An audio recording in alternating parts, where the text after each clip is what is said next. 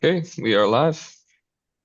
Good evening, everyone. Welcome to the Northborough Planning Board meeting of February 17th, 2026. We are fully remote. There is a link on the town website to connect to our meeting if you would like to participate or have any questions when we come to that point of the meeting. First on our agenda, we're going to take it a little out of order today because we have a quick performance guarantee partial release for Swan View Common Drive. So we're going to start with that. Mike Lovett is here to join us tonight. And maybe you can give us a quick overview of the release. Yes, how's everybody doing tonight? Thanks. So we pretty much wrapped everything up that was on the original performance guarantee with the exception of the bounds. We fought the frost for the street sign, but there's just too much snow and the frost is too deep to try to get all the bounds in right now. So that's what we're hoping to get done in April. But other than that, the project's stabilized and everything's all set. Mike, there is one additional thing. Thank you for sending along the updated as-built plan. They are going to have to update it again just to show the location of the bounds. Okay. So my suggestion to the planning board is that they retain $2,000 to cover that cost and give you a little bit of an incentive on that. Okay, that sounds fair. All right. Okay. Does anybody on the board have any questions? No. Okay. Is there a motion?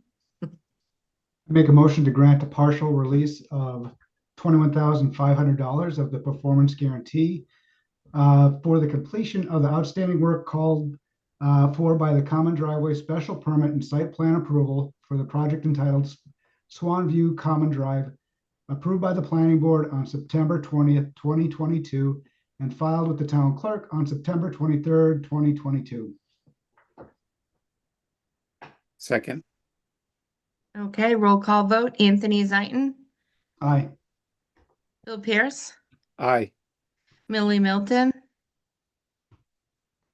We didn't hear you, Millie. You're muted. Aye. Okay, Carter, Brandon, Aye. and I'm an aye.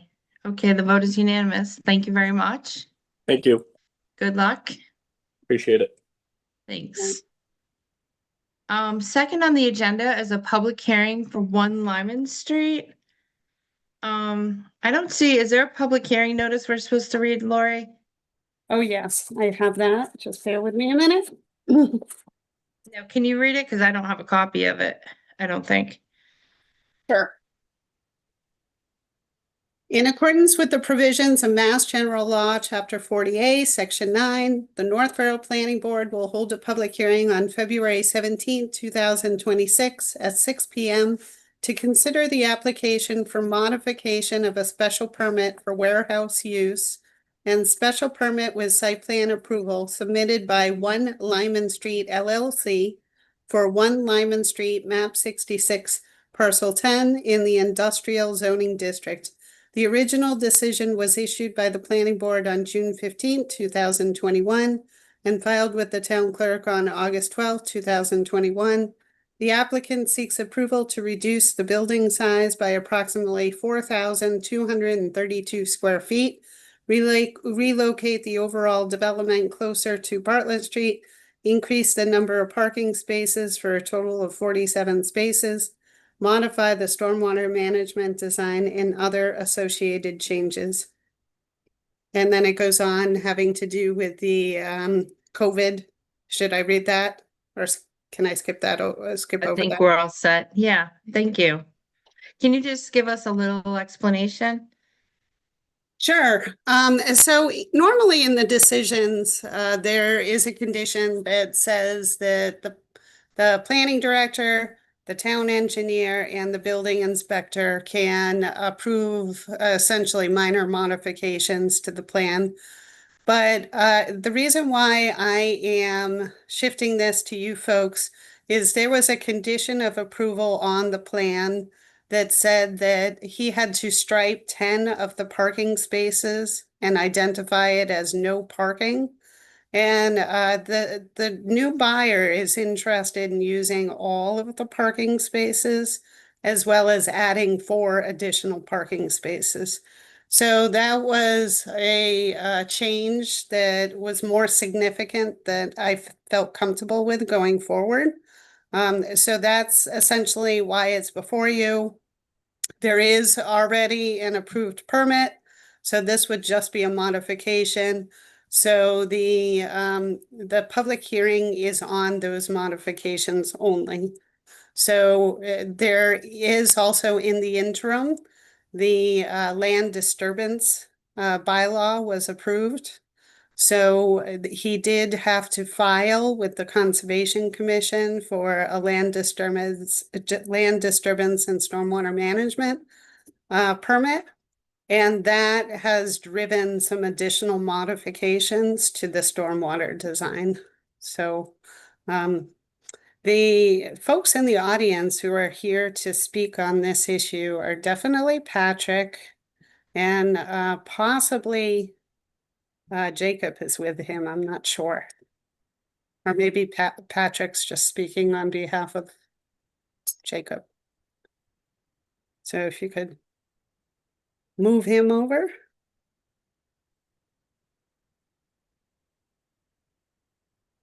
Do we want to add both Federico in now or just for the bylaws? He is in the attendee list. Yeah, you might as well add him. You might have some comments as well.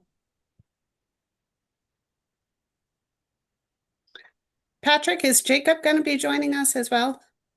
Nope. Mike Don Francesco, the applicant, though, is in the waiting room. Okay. So we'll add Mike. Please.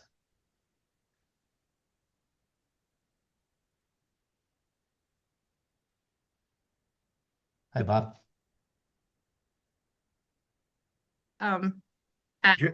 Just to let you know, I have a head cold and I'm gonna be most of the night with my microphone off, probably the camera off, but I'm here. So if you need me, I'll be listening in. Okay, Thanks. thank Thanks, you. Bob. Feel better. Is Mike? Okay. I think Mike's here. There he is. All right. Thank you. Good evening. I'm Patrick McCarty. I'm president of McCarty Companies out of Leominster. I've presented before the board in the past, but just to refresh your memory, we are civil engineers and landscape architects, and we're also site work contractors and builders. And we're here tonight with Mike Don Francesco, the applicant, whose business is Hit Tracks. He's currently in Northborough at 338 Main Street. Mike and I have been on a 2-year search anyways for a new facility for his growing business. I think this would be a good time to do a quick timeout, Mike, and you can give the 30-second blurb on Hit Tracks in case the board's not familiar with you. Can't hear you.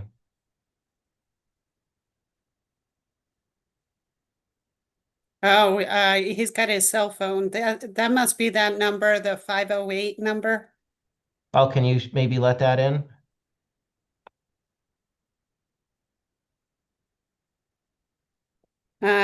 Maybe if you can unmute. I think it's Can you unmute him, Laurie, as the host? *6. Sounds like he's unmuted. I think you're gonna have to turn the, yeah, there you go. Okay, can you hear me now? Yes. Yeah, you All need right, to turn off the perfect. speaker on your Thank you. computer. So, You yeah, my have name's to Mike turn off the DiFrancesco. speaker on your I'm a computer. Westboro resident. Mike. But we've been in Northborough. You're echoing. Turn your speaker off on your computer. Don't we all love It is. technology?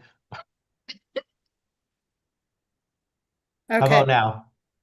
No, because now his phone is muted. So it's like the computer has to mute, but the phone unmute. nobody can hear you. *6.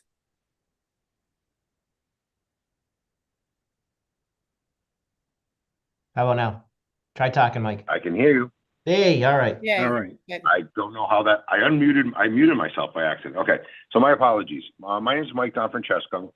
I'm a Westboro resident, but I've been in Northborough with a company called Hit Tracks for the past 10 years at 338 Main Street. The company is a sports technology company. We're one of the pioneers. If you guys are baseball fans, exit velocity, launch angle, all the advanced metrics that have come into play in the MLB and amateur and college and all that. This is something that we started about 12 years ago. Started in my house on Ruggles Street in Westboro, and then we kind of grew and past me, and we have about 30 people right now at 338 Main Street, and we are chock full. We lost a lot of our R&D space and all that. So as Patrick said, we've been looking for a place in Northborough. Very happy with, my wife's a teacher there as well. Very happy with the town, and we found a place, this one Lyman or Bartlett Street corner. And we're looking to get a 22,000 square foot building, warehouse, an office for engineering purposes. So we're in the baseball business. You'll see us at Dick's Sporting Goods with the baseball cage right next to the golf simulators and MLB teams and a lot of competitive socializing venues like Top Golf, but on the baseball side. So we're a growing company, as Patrick said, and we need more space. Great. Thanks, Mike. So, as Laurie mentioned, we're here tonight to request a modification of the existing special permit and site plan approval for the project at 1 Lyman Street, which is a 3.74 acre lot at the corner of Lyman and Bartlett. It's in the industrial zone. As Laurie mentioned, it went through the planning board and zoning board process back in 2021. The certificate of no appeal on the planning board decisions was issued in September, and that decision was recorded in October of 2021. Unfortunately, the ZBA approval was appealed, and that was a long process for Jeff from Cable Matters to go through that. And in July of this year, that case was dismissed for no standing, lack of standing for the person that filed that appeal. So Jeff decided to list the property for sale. Mike found the listing and reached out to me right away, and we started our due diligence process. Right off the bat, we set up a meeting with Laurie and Bob and Vinny to discuss the project, the previous approvals, and where everything stood with the town. Initially, we were going to maintain the site pretty much exactly as approved. But when we got into the internal floor plan layout from Mike's use versus the Cable Matters use, we realized that the building was just larger than Mike needed it to be. And so we looked at the reduction in the footprint.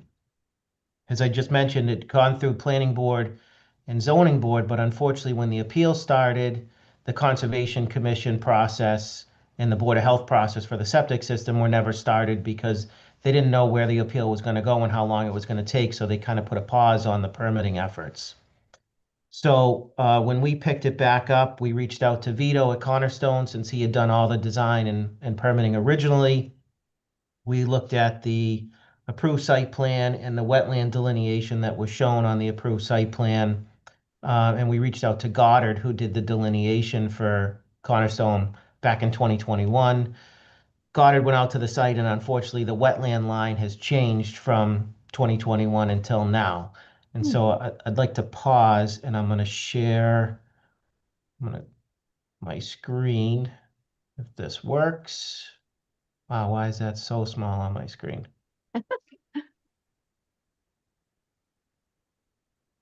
I have about a 2-inch square picture of my screen shared for some reason. I can see it, normal You can size. see it? Okay, so Yeah, can you see that in like legible size? yeah, I Oh. can, yeah. That's weird. So I have two screens. On my left screen, it's full size. On the Zoom screen, it's literally two inches square. So this is a colored version of the plan that the board previously approved. This shows the 20,000 square foot footprint. Can you see my cursor? Mm-hmm, yep. This shows the driveway in from Bartlett that loops through to Lyman. It shows the proposed infiltration basin. And then this light green Oh. was the edge of wetlands at the time, and the dark green was the woods that was to remain in between the wetland and the project. The current plan is this one. And you can see that the wetland line starting at Lyman Street is pretty much the same. There's this little bump here that was added. And unfortunately, this finger of wetlands has grown over the years. Hmm. And the town has its own local bylaw, so we had to put in the offsets required by the conservation bylaw, which forced us to scoot the project a little bit towards Bartlett and to reshape our infiltration basin. Driveway still in the same location. These parking is in the same configuration. Dumpster pads, same configuration. This pavement is here on the previously approved plan, but these are the 10 spaces. Oh, well, that's no good. These are the 10 spaces here that Laurie was referencing that were called to be paved, but labeled as no parking under the previous decision. Mm. And the exit out to Lyman is the same. The major difference is the width of the building parallel to Bartlett has reduced from 150 feet to 120 feet. And the length along Lyman has reduced from 130 to 120. So we took the same approved footprint and just shrunk it in those two dimensions. By doing that, we gained about 2 feet of setback from Bartlett Street because of the angle of Bartlett Street and the angle of the building. Where the canopy and main entrance is, we held that essentially this front wall and the side wall, and we just shrunk this corner in, which gains us a little bit of front setback. The net is about a 4,000 square foot reduction in impervious area, but to keep it simple, since the town engineer had reviewed this project in the past, it had been through multiple hearings with your board, we took the volume of the previously approved infiltration basin and just matched volume for volume on, as you go to the bottom elevation, the next elevation up. So we're actually providing a greater infiltration basin volume than we would need if we were starting the design from scratch. But rather than recreating the wheel with all the stormwater calculations, we're essentially providing a better infiltration basin by keeping the footprint and the volumes the same and reducing the building footprint. Our intention is that the landscaping improvements will all stay as shown on the previously approved landscape plan. The lighting will stay as shown on the original plan.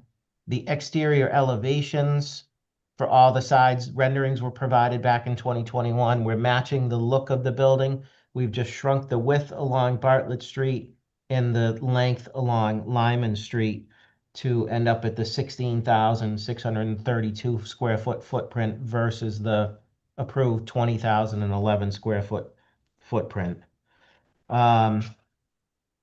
We've also completed the septic system design, and we've submitted that to the Board of Health for their approval. We've prepared a notice of intent and a land disturbance permit application, and we were able to submit those to conservation prior to Vinnie's retirement at the end of January, so he was able to look at those and provide feedback. Unfortunately, due to Vinnie's retirement, there is no Conservation Commission meeting scheduled for February, but we will be in front of them in March. Just making sure I hit all the points that I wanted to hit. So we would fully expect that any of the conditions of approval from the 2021 decision that haven't been addressed would still remain in full force and effect. We did receive a comment letter from Laurie at the end of last week on the submission. Vinnie is on vacation this week, Vito is on vacation this week, which is why he's not here with me tonight presenting, but he did have a chance to revise plans and calculations and submit all that back to us before he left on vacation this week. And we forwarded that to Laurie this morning, which admittedly is very short timing ahead of the meeting, but being it was school vacation week, he wanted to get it done and out the door. So we've gone through those 7 or so points, and we've provided an updated set of documents that's dated the 10th that was submitted to Laurie. The first one was relative to the resolution of the appeal, which, as I mentioned already, that was resolved in July of this year. She notes in comment number 2, the reduction of the building footprint, which translates into a lot coverage reduction from 12.4% of the approved plan to 9.3% on the modified plan, and an increase in open space from 72.3% to 76.7%, and a total reduction of impervious area of 4,405 square feet. She did recommend some modifications. 3A was to potentially add some bollards here where the 5 proposed parking spaces are against the building. But where this is the loading part of the building, this grade is 4 feet below finished floor. So it would already be a concrete foundation wall that those cars would be nosing up to, not the building itself. So we feel that the concrete's adequate protection. We added the utilities, including underground electric, cable, and telephone. So we're showing a new pole being set across Bartlett Street to a pad-mounted transformer and then underground into the main electric room, which is here on the left side of the building. We added a bike rack here at the front entrance. Vito added a detail of the concrete sidewalk that's ADA/AAB compliant. That detail's been added to the plans.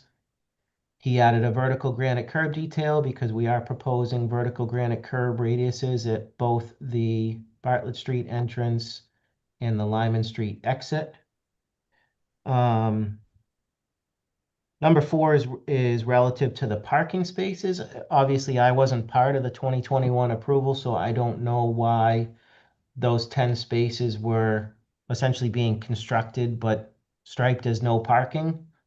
So we're asking to show those as actual parking spaces, and the additional spaces that we've added. We lost 1 here on this row, but we added 5 here. So it's a net increase of 4 over the previously approved plan. We submitted the elevations and floor plans for the smaller building. Number 6 is the land disturbance permit. And then number 7 is relative to the retirement of Vinnie as conservation agent and elimination of the town engineering position. Laurie's recommending a submission of a technical review fee in the amount of $5,000 to cover reviews and inspections. And I would just ask the board, since we've maintained the stormwater calculations for the larger impervious area, and we've maintained pretty much all other aspects of the design, and we're going through the conservation process, I don't know that a third-party review of the plans is really going to generate anything because it's already been essentially reviewed. But we're happy to participate in the construction monitoring reviews, checking drainage installation and gravel thicknesses and pavement, your typical inspections that would happen during the construction process, and happy to discuss that. But my thoughts and Vito's thoughts are, really it's the design that's been through the process and vetted at this point. And I see Laurie has her hand raised, so I'm sure she's anxious to chime in on this. So, Patrick, the issue is that Vinnie Vignali retired. He was our conservation agent, and he was also a civil engineer. So he handled all of the stormwater reviews for us. And the new conservation agent is not a civil engineer. Right. So you have a number of outstanding comments that need to be reviewed for compliance. And right. I can talk to her. She just started today. But if she doesn't feel comfortable verifying that these comments are adequately addressed, then we'd have to send it out to the consulting engineer. Yes, so I think you're speaking to the January 28th comment letter that Vinnie issued Yes. with, a few comments relative to stormwater.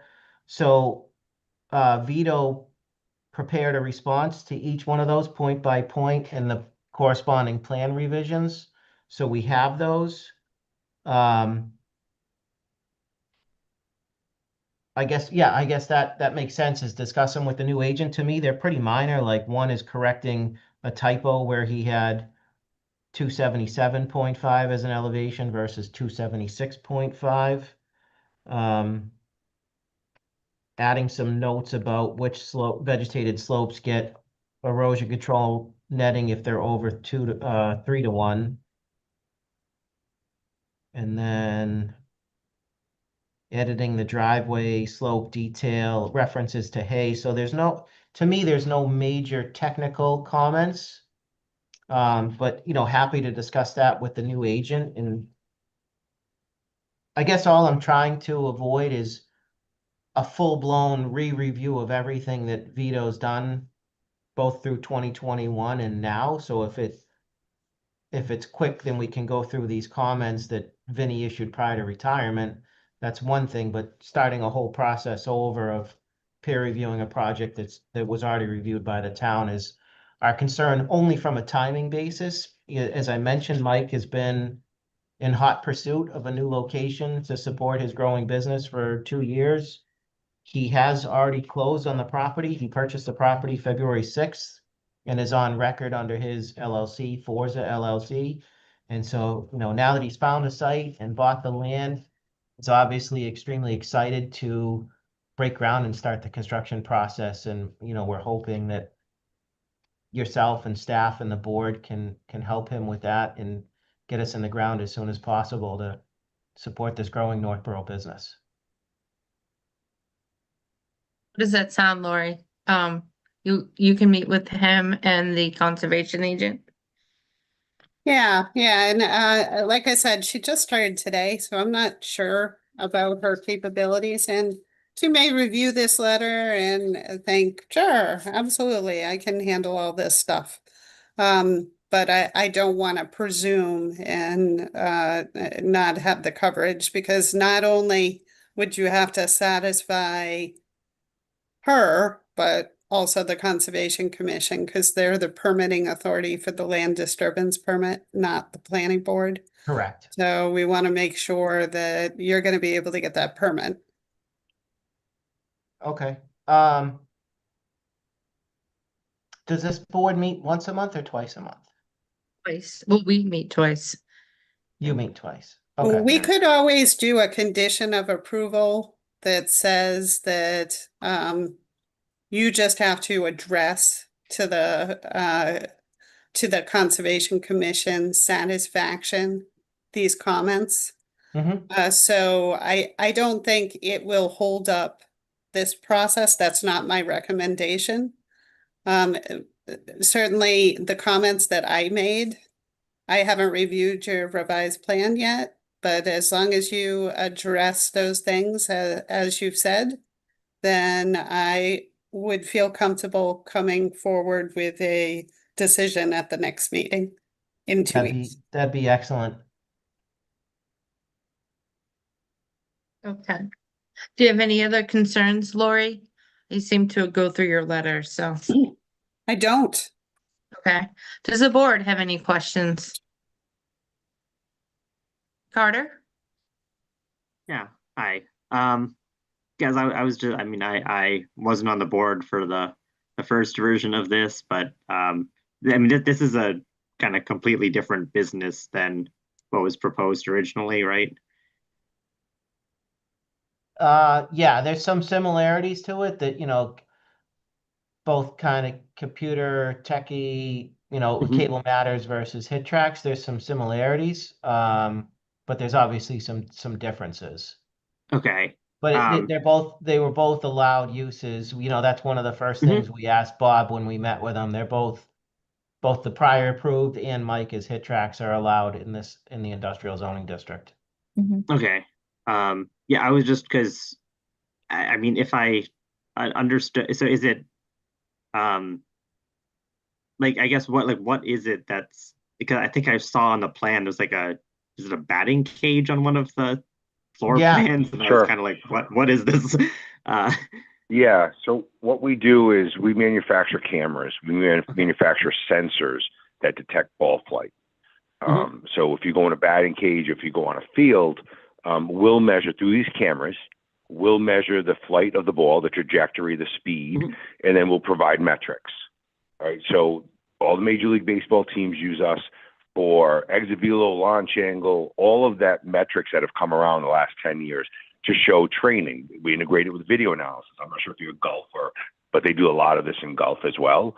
So we were one of the pioneers on the baseball side. There is also a very heavy entertainment aspect to this as well, because we simulate. We have an MLB license, so I could show you, whether you go in a batting cage or you go into a simulator, I could show where your ball goes in Fenway Park or Yankee Stadium, or whatever. So there's a high entertainment value and there's a high analytics.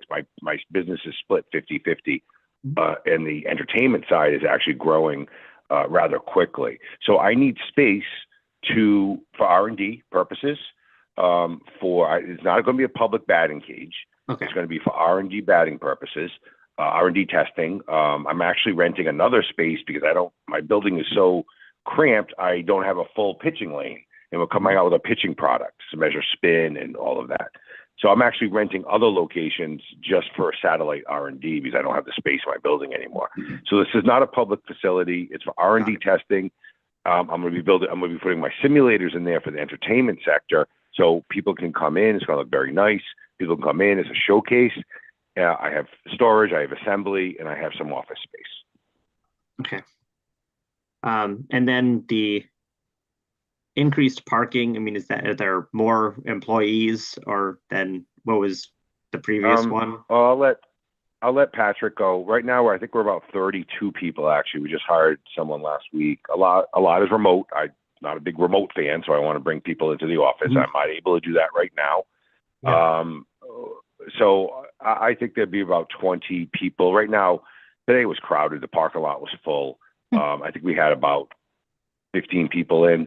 I think we'll have anywhere from 20 to 25 people in, and then maybe some visitors, maybe once a week or once every other week, a couple of cars. That's pretty much it right now.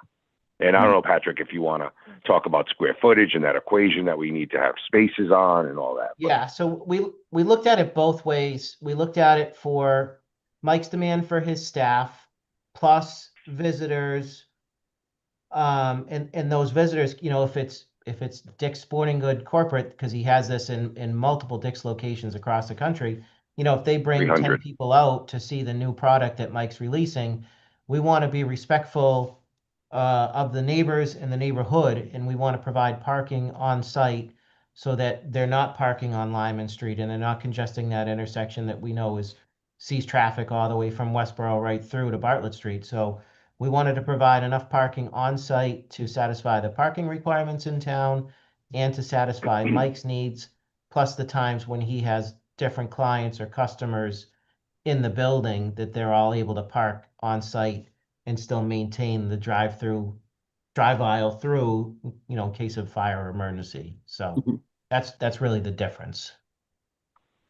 Okay. And then my last kind of question, and this might be just more of a question of why something wasn't done in the previous one, but I'm noticing, like, with the sidewalks and the bike parking thing, I mean, it doesn't kind of go off the site. And I know this is kind of near, residential areas near, the Aqueduct Trail, and it's a pretty busy, like, truck road. So I don't know if there's any way to kind of make it, safer for the bikes and people if they're walking to this place along Bartlett Street and Lyman Street.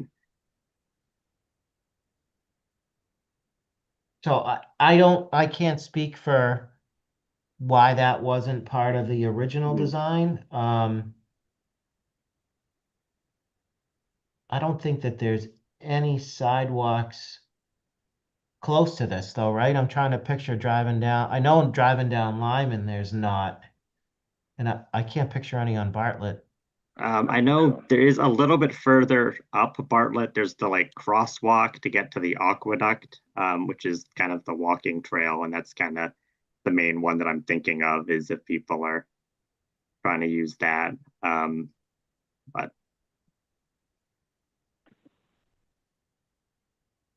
Yeah, let me see. Yeah, so I guess the question is sidewalks and our use of sidewalks. mhm. Yeah. I didn't request that bike rack. I'm not sure how many Mhm. people are going to be biking That was a to our condition, that office. was a previous condition, Mike. Oh, was it? Okay. Yeah, I'm not too sure how many people are going to be walking or biking to the office. I'm probably the closest one in Westboro that lives there, but I'm not going to be biking. I'll bring my little scooter, but I'm not going to bring a bike. Carter, can you still see my screen? Yeah, Are you speaking to this crosswalk back here? yeah, that's the crosswalk for that aqueduct trail that goes kind of parallel and across there.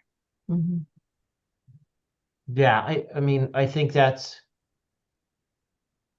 it's not a bad recommendation, but there's a lot of things that would go into that. I mean, this is the right of way of Bartlett Street, and so, is there room within the right of way to fit a sidewalk? You're going to interrupt people's driveways. I don't know who the owner is on the opposite side of the street, but I do know that the utility poles are there. And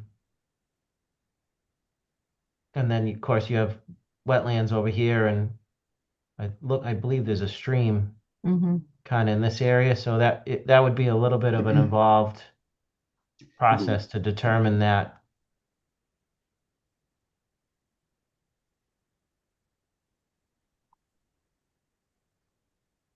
Across the street is the approved 150,000 square foot warehouse Over here from a couple of years ago. Yeah. on the backside of the aqueduct? Yep. Okay. Yep. Yeah, so what the impacts of that, I don't know. I think that would take a little bit more consideration.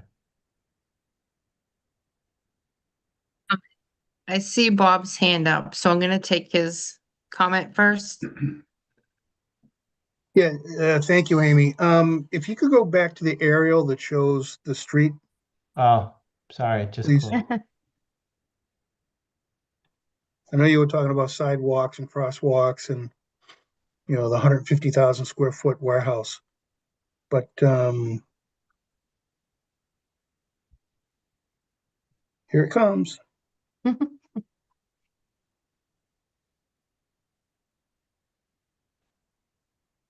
Love technology. That's awesome. Right. I'm dying for the opportunity for it to drive by and I can lay and pretend to be dead in my driveway, but it never seems to come up. I did that. Okay, I don't have a control of the cursor, but if you look up, if you follow the cursor down This the other way? way, the The other other way, way? and Down stop at Jenkins right on the corner, there's a lot that's right across the street on the corner from where that house burned out. Okay, and that lot is currently being looked at for a new home. Okay, so if you take that right off of Bartlett onto Jenkins, This one here? there's a house maybe a couple of 100 feet up on the right-hand side. Yeah, go down, go straight down with your cursor. Down. Oh, down here? Yep, that house right there. And if you go left of it towards the street corner, right through there is going to be another house lot. Okay. Just to give you guys some sort of a perception in terms of what's going on. I think they're going to either split that lot or they've got a lot in there, but there's been a fair amount of activity in terms of, potentially putting a new house in that spot. I just wanted to make you aware of that. Okay. Thank you. Millie, I saw your hand up next. Yeah, so I just had a couple of questions more about the business itself. It sounds great, sounds really interesting. I was curious as to what do you expect for deliveries, loading and unloading, and what would your hours of operation look like? Hours of operation, probably about 9 to 6, 10 to 6 really is what it is, but we might be in the being there a little bit earlier. Monday through Friday? So that would be Monday through Friday. Yeah, Monday through Friday. I might go in myself on Saturdays every once in a while, but that's because I'm an overworker. Monday through Friday, 10 to 6 is typically the time. Deliveries right now we get, FedEx usually comes once a day. Like most businesses, like all businesses, they'll come once a day with drop-offs, a pickup, higher like LTL freight, maybe once a week. So with a loading dock, that type of bigger truck, about probably once a week. Right now, actually maybe twice a month right now. What I do expect business to grow in the simulator area, which is a bigger package than we can fit in a FedEx truck. Okay. It is typically a crate. So maybe once a week for the larger trucks, FedEx every day. And do you have seasonal upticks or? Great question. I'm trying to figure that out myself. Before, the summer was very slow for us. But now it's, we're actually enjoying just growth the whole year. So we grew about 30% from 24 to 25 last year, grew about 10% in revenue and all that. This year coming up, we're having a lot more entertainment side, so we're shipping simulators and stuff like that that are much higher ticket item, larger ticket item than just a sensor. So projection screens and stuff like that. So this year should be another 30% increase in growth. So we're a healthy company. I'll add another 4 or 5 people this year. I run it pretty lean. And I think those will be more on site. I ran out of space right now. So I need some more space. So yeah, we've been growing. Again, it started this in my garage about 10 years ago, 11 years ago. Sounds great. You're more than welcome to come by. If you have any players in your family, I actually host a lot of summer interns from Algonquin and Westboro, young kids, young players, boys and girls, softball players and baseball players. And I also I sponsor the little league teams, and I invite them in. Again, we're not a public space, but if they want to come in and train, I let them come in, and they're, again, I lost my batting cage actually because of growth. So this will be a nice, that they'll all come in and they have access to it for no charge. Again, not a public facility. I do not want that activation, but I let the kids come in. Yeah. Oh, that sounds neat. It's nice technology. It's they get to see their ball hit in Fenway Park, and I scale the stadium down if they want to hit a home run. I add a boost, so there's a big entertainment factor to it. But it's really great data that the MLB teams and college teams use. Yeah, fantastic. You all set, Millie? Any more? That's it for me. Okay, I see Anthony with your hand up. Yeah, just a couple questions. One is, so you mentioned simulators and sensors and things like that. Are you guys actually kind of assembling these things and then shipping them out, or is that happening somewhere else and you're just focusing on development? I'm sorry, Anthony. I can't hear too well. Is anybody else muffled? Hear that muffled? Can you repeat the question, Anthony? Here, hold on a second.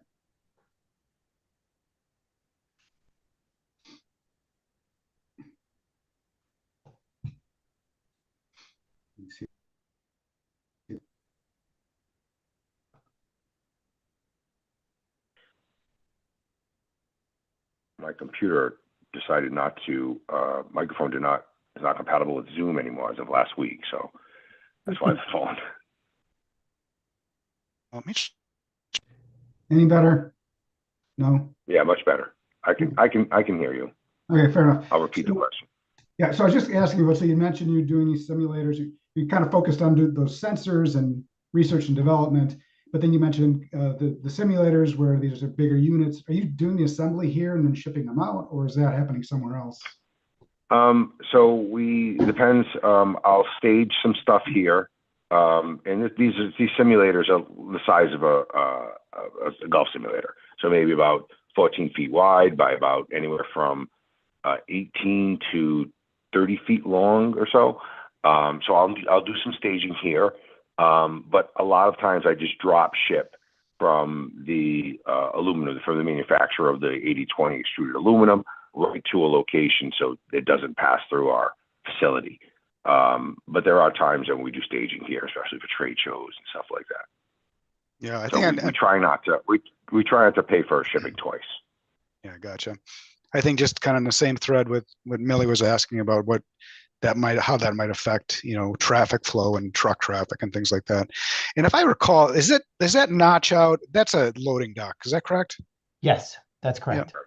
And then, so that stayed the same. And Yes. anybody from planning board or Lori, do you remember why we didn't want to allow those parking spaces? Was that for radius No. turning? I couldn't figure out the reason. The minutes weren't all that helpful. I was thinking that maybe it had to do with them thinking that they don't need all of the parking spaces that were required. So some were going to be kind of like reserve spaces if they needed them in the future, but that's just a guess. Yeah, what was confusing to me is that the curb line and the pavement and the drainage, everything was there except for the white stripes that define the spaces. So on the approved plan, this curb line and parking space configuration was there, just not these 9 4-inch painted lines. So you were building all the infrastructure, just not physically Yeah. painting it. Yeah, I don't really remember, but I do wonder because that was a distribution business and they were going to have a lot more trucking coming in and out. And if I recall, you'd enter in Bartlett, pull the truck forward towards Lyman and back it up. And maybe there was just radius turning space, and I assume that would be the plan for the most part for you all to be coming in from Bartlett. Yes, which is trucking. why you have this big tapered curb line here Yeah, onto yeah. Lyman. Yeah. So the truck would come in Bartlett, like you just said, nose up to Lyman, back up, and then to make this swing out without crossing the double yellow line, I Right, think there's a right. double yellow line on that road, without crossing the center line. That's why you have this tapered curb line for the trailer tracking as he's pulling out. Okay, good. I don't have any other questions, but thank you. Okay, thank you, Anthony. I know I went back to the minutes too, and I couldn't find out why, but I did notice that we had exit only on Lyman Street where Bartlett was enter and exit. So you'll follow all those other conditions. Yes, And there was a landscaping plan done, and one of the things where there was a bunch of 20-foot high trees installed, mature trees to buffer from the residential neighborhood. So you're correct. still gonna do that? Yes. No change to landscaping, no change to lighting. This green space actually gets a little bit bigger because like I said, we shrunk this width from 150 to 120. So this green space gets bigger. And then this length shrunk 10 feet as well. So the Okay. whole corner of Bartlett and Lyman gets more green space over the approved plan because we held this front wall and this side wall when we were modifying the design. I just remember one of the major decisions was the mature trees, just to, Yep. as a Yep. buffer. And we have those accounted for in the landscape design and in the landscape budget that obviously we put a budget together for Mike before he dove into this and purchased the property. So all the conditions of approval from the previous 2021 decision are incorporated into these plans and into the development budget for the project. Okay. I had a picture that we had from the original. Can I just share it? Yes, Okay. I gotta stop sharing for you to share. Yeah. Let's see. I have a million screens open too, so. Let's see. Just a second. I'll find it. So I opened the right one. I have the original renderings if you can't locate them. So did that come up? It just says you started screen. Yes. There it is. Yep. Okay, slow. Just to show the board members that weren't here, this was the only picture I could find, but so you're gonna do the building with the same design and these are Yeah. the trees. And this must be Lyman Street because this is Correct. the exit. Yep. Okay, I just really kind of wanted to pull it up just to share with the board members that weren't on the board before. Yeah, Yes, they were pretty specific with their plantings.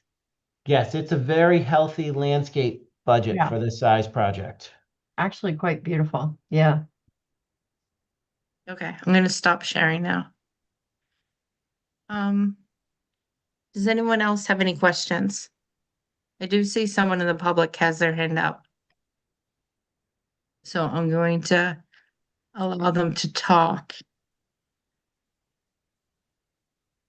Hi, do you mind stating your name and address?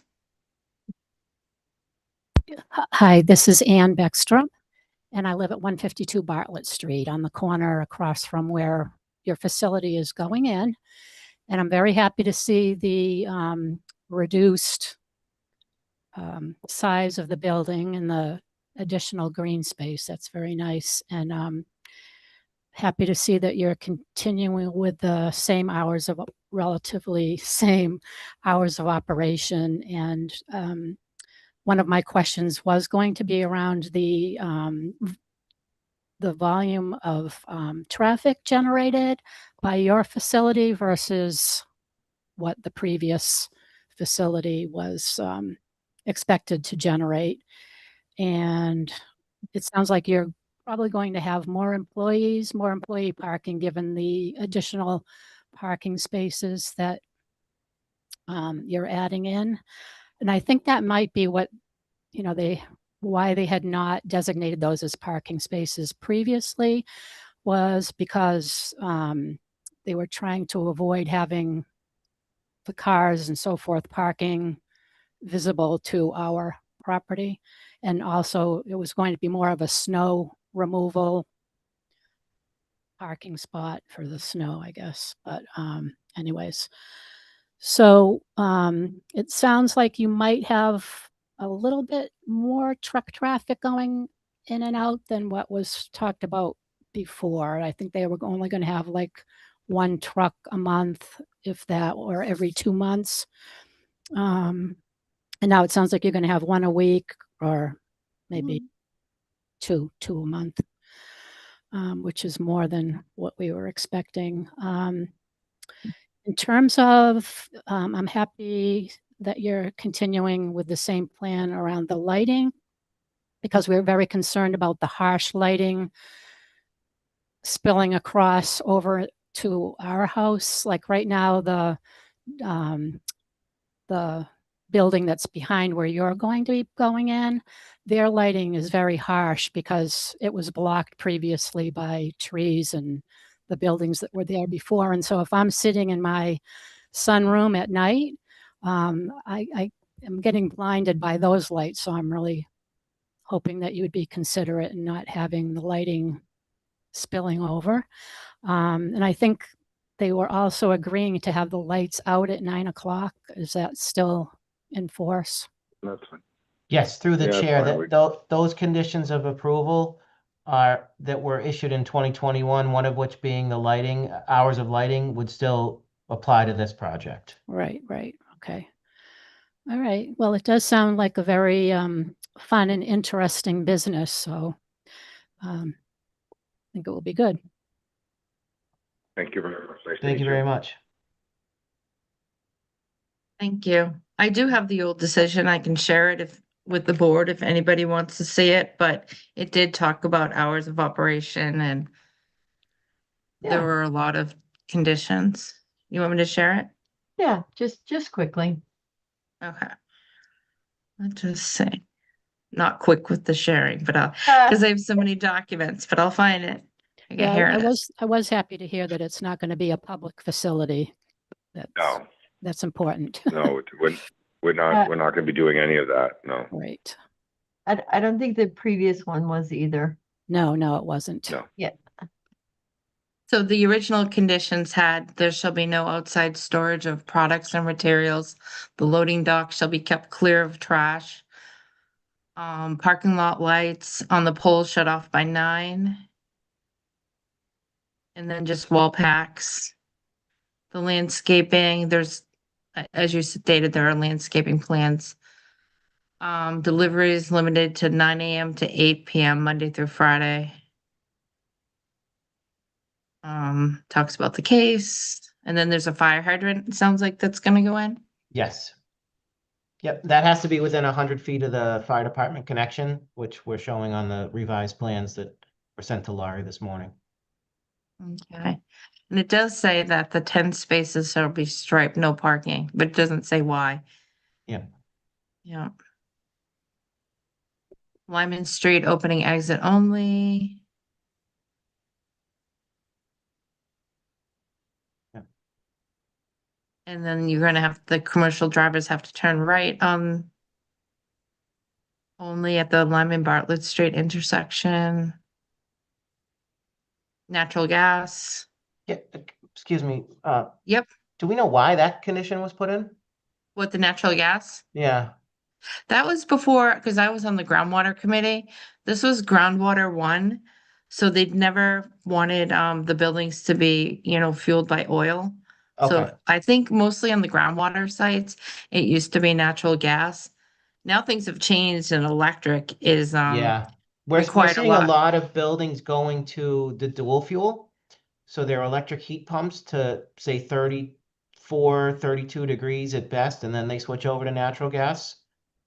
So you So still it's get that. electric and Yeah, so natural. in the 40-degree days, you still get the, the green energy of the electric heat pump, and then when it gets really cold, the gas kicks in. So just curious is all on why that was a condition. I mean, we could probably change that to electric and natural gas too, if the board was amenable.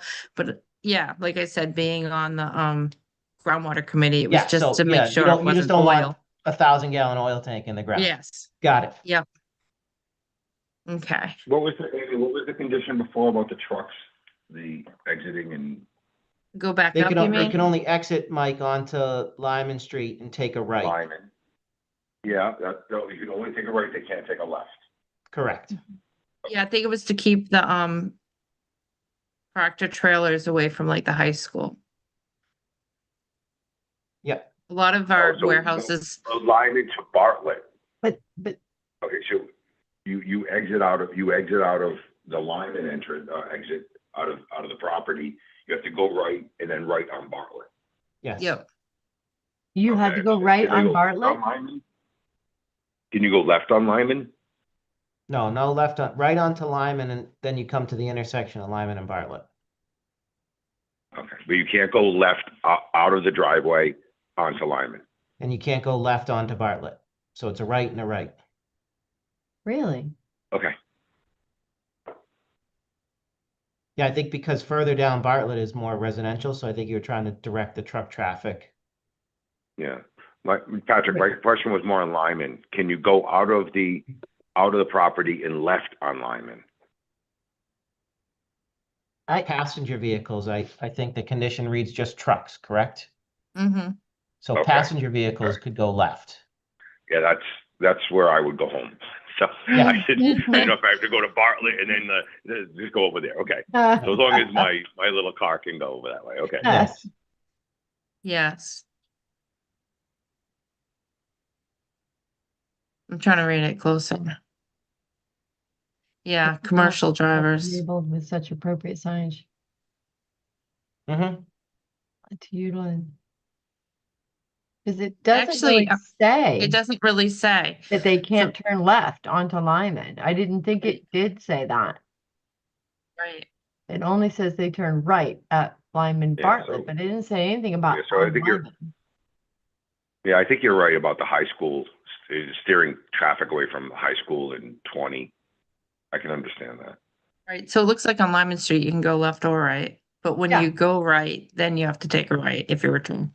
Well, I think the reason Trailer. we're all thinking that is because Vito did submit originally a turning graphic that showed the trucks going right out of that driveway onto Lyman, which is why he has that big tapered radius. So But it's not a condition. I guess that's the way I always looked at it. And Well, I talked didn't about think it online was a about that. condition either. I thought it was just exit was the condition. I mean, it is on Bartlett. It is right turn only. It's just not on Mhm. Lyman, right turn only. Exactly. Yeah. I think that's fine. I mean, the whole point is to keep it away from the high school as much as possible. So Mm-hmm. Exactly. So myself and a larger truck can exit out of the property and go left on Lyman. They can also go right on Yeah. Lyman, but they have to go right on Bartlett. They can't Yeah. go left towards the high school. Correct. I understand. Okay. Connect to sound sewer. O&M plan. As built. Let me know when you want to go further. Earthwork board, that doesn't apply anymore. That's now through conservation for the land disturbance permit. So T would Right. be changed. And then road opening permits, yep, and conservation, and then final set of plans. Yeah, everything else is fine. Okay. Is there sewer down there now, or you have to do septic? Septic. Okay. All right. Does anyone have any questions about this old decision? Anyone on the board? Mm-mm. Nope. Okay. Stop sharing. Okay, I don't see any other hands up in the audience. So if there are no more questions from the audience or the board members, we're gonna wait till next meeting to form a decision, Lori? Give you Yes. time to review? So if you could continue the public hearing to March 3rd at 6 p.m. Okay, can the applicant attend March 3rd at 6 p.m.? Yes, absolutely. Right. I can't. All right. Do I hear a motion to continue the public hearing for 1 Lyman Street for March 3rd at 6 p.m.? So moved. Second. Okay, roll call vote. Bill Pierce, Aye. Anthony Zaitin, Aye. Millie Milton, Aye. Carter Brannon, Aye. and I'm an aye. Thanks. We'll see you in a Thank you couple of very weeks. much. Thank Thank you. you very much. Thank Bye-bye. you Good all. evening. Bye. Okay.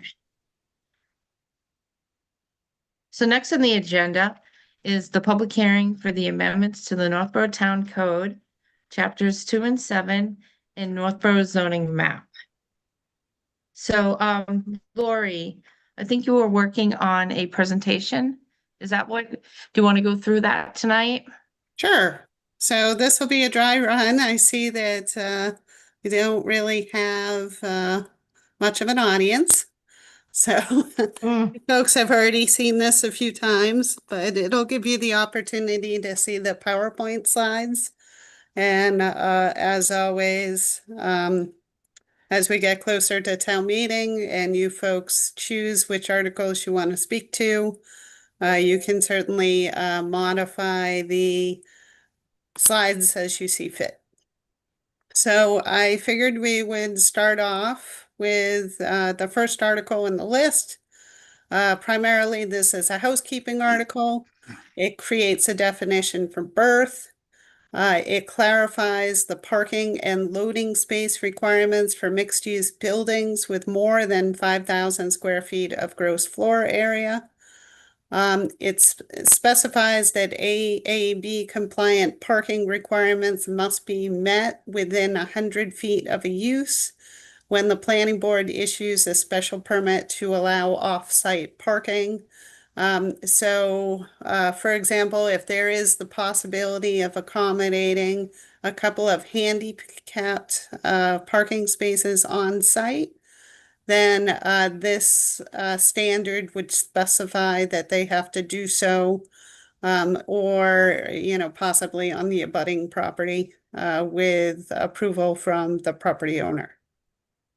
And finally, it replaces the word for loading docks with berths in the off-street parking design standards so as to include a variety of different types of loading areas. So it's kind of a compilation of different things that we're trying to accomplish.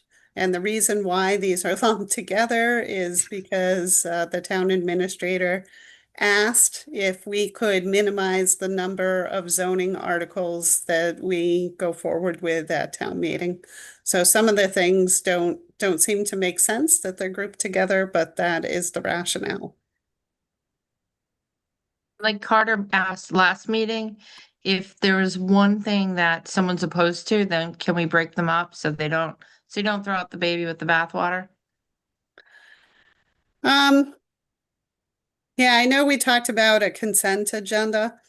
The ones in the last article I thought were not controversial in any way. So, like I said, it's primarily a housekeeping article. So I don't really think that there's a danger that one of these will go down. But of course, if you folks think differently, then I'm pretty sure I'd have to. I suppose you could modify it to take them out separately, but that would be a change on the town meeting floor. So it would be possible to break them out. But if you're concerned that something's controversial, I think it should be a separate article to begin with. I don't Okay. know that I think Right. it's controversial. I just think it's confusing.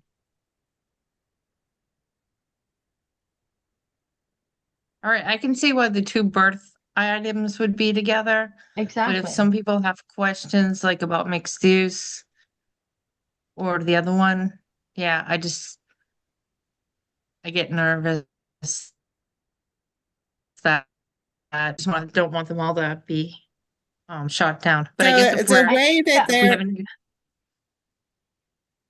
the way that they're related is that they all have to do with off-street parking and loading.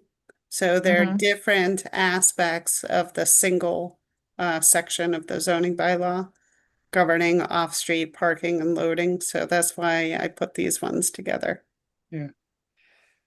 I don't know if I would take that fourth one at the bottom and move it up to like number 2 or 3, right.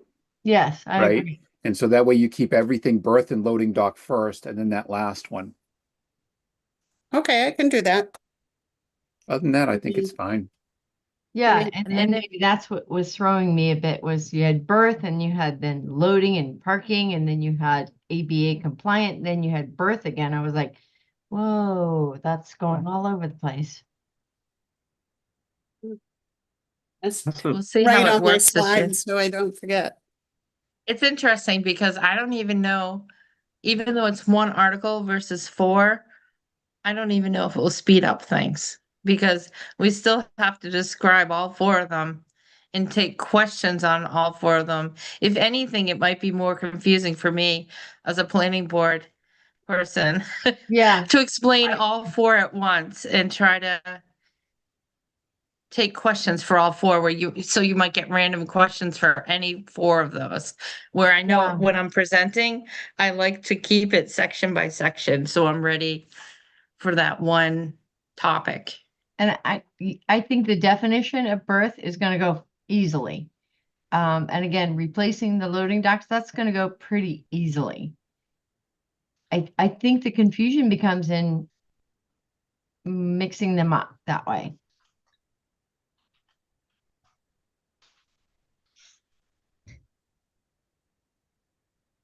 Well, the way it would be faster is, of course, they're only voting once instead of voting 4 times or twice. But I almost feel like they think there might be a thought we're trying to sneak something past people. It's that confusing. Well, what if you explain that we're grouping housekeeping articles together? Non-controversial housekeeping articles.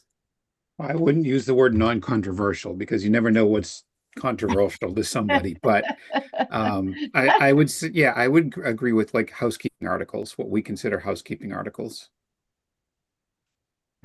also, I mean, these are such like minor changes of just kind of clarifying things. So like I imagine like if because our concern is if we lump things together and people vote no on it, I imagine if this got voted down, we'd probably just be more confused as to why there was opposition to it, as a, more so than like disappointed this didn't pass.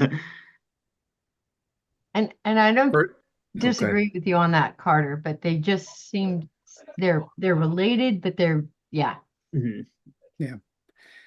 I think, you know what, if anything, this would be a good test, right? Yeah. To see if this really works.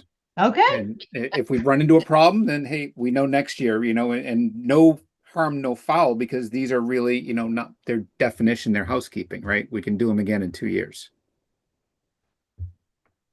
Although I will to, I forget who said its point. If that becomes the norm, I do wonder if people will think we're trying to sneak things through and call it housekeeping in the future. But I guess that's a future year's problem. Right. All right. Okay, so moving on. The next article establishes the definition for assembly hall, and I included two photos of assembly halls in the region. So the first one is a property I'm very familiar with. Oh. That's the Asa Waters Mansion here in Millbury. And that property hosts a whole variety of events, including concerts and weddings and the like. Auctions. And then we Lasers. have the bottom is the barn at the Gibbet Hill Grill, which is also a famous event venue. And you can see the couple in the front, in the foreground, getting married. So essentially, this article specifies that assembly halls would be allowed in all business districts, with the exception of the Business East District and the Industrial District, by right. I'm sorry, let me clarify that. It's allowed in all business and industrial districts by right or by special permit from the Zoning Board of Appeals. So the Business East District is the only district that requires them by special permit. So it'll also, once again, I'm grouping articles together to minimize the number. This article would allow a variety of home occupation uses by right within existing single-family homes in the downtown business, Business East, and Business West District. Ultimately, this affects 42 single-family homes that currently exist in these districts. And it clarifies that banks may have drive-through windows. So that's another housekeeping issue. No, should the banks then go to the first one if that's housekeeping? I was going to say the same thing. Yeah. If we're going to say that that's the housekeeping article, then we need to keep all the housekeeping in there. Mm-hmm. Because I feel like people might take issue with assembly hall or the home occupation one, so I don't know if they will, but if there may be more questions of where these assembly halls are gonna be allowed, and maybe there won't be, Or but vice versa, that they have a problem with the drive-through and it's assembly Right. halls fail. right, I- it doesn't go together. I definitely think that I think these all should be separate Yep. articles, and I'm not sure. I might even say not call the bank drive-through one a housekeeping, just because I think drive-throughs and stuff are controversial, and Yep. we don't want to pretend we're, again, make it look like we're sneaking in something bigger than it is. So I think agree it with would be, Carter on that. and I think it would be helpful to say that that ATMs are allowed drive-through and banks aren't at this point. So that in itself will be, a drive-through will be a trigger point for people. The drive-through will or will not? The words drive-through will be a trigger point. So if we say, well, right now we allow drive-through, drive-up ATMs, but not drive-through banks. And I think once you point that out, people will have a better understanding of what the application is. But I think trying to not sneak it, but slide it into this element, which are two very different, again, pieces, could be big pieces. I agree with Carter that this should be, this again, I think might possibly want to be three separate ones. As much as we don't want to do that, but you I don't think want we're to, probably going to be bumped to a future town meeting if we do that. or fail think we on this have one to. and then not be able to do it for 2 years. Yeah. I don't think it's fair to put all the weight on the planning board, everybody sits through all the articles and then we have to rush the planning board or bump us. Like maybe we will be bumped to the fall, but I do think these have to be separate. Or It wasn't maybe our not fault. bring one of them forward. What's our priority? The assembly hall? Drive-through banks, or maybe not bring one of them. And my Some question was, occupation. if they get approved for a drive-through bank, does that mean they're grandfathered? If, say, the bank switches their use and now they become a Dunkin' Donuts, does that drive-through now stay? Because there are areas of town where drive-throughs aren't allowed, but could it go from a bank to a Dunkin' Donuts and keep the drive-through? Well, then I think that would be a separate special permit. Because it's specific for a drive-through bank only? Because drive-through retail requires a special permit. Well, Dunkin' Donuts isn't retail, is it? Let me get my zoning book so I'm not misspeaking. I see Bob put his screen back on. He's getting ready. Let's see. Because this will fall on him. Drive-through retail is a special permit in all of the districts that allow them. And then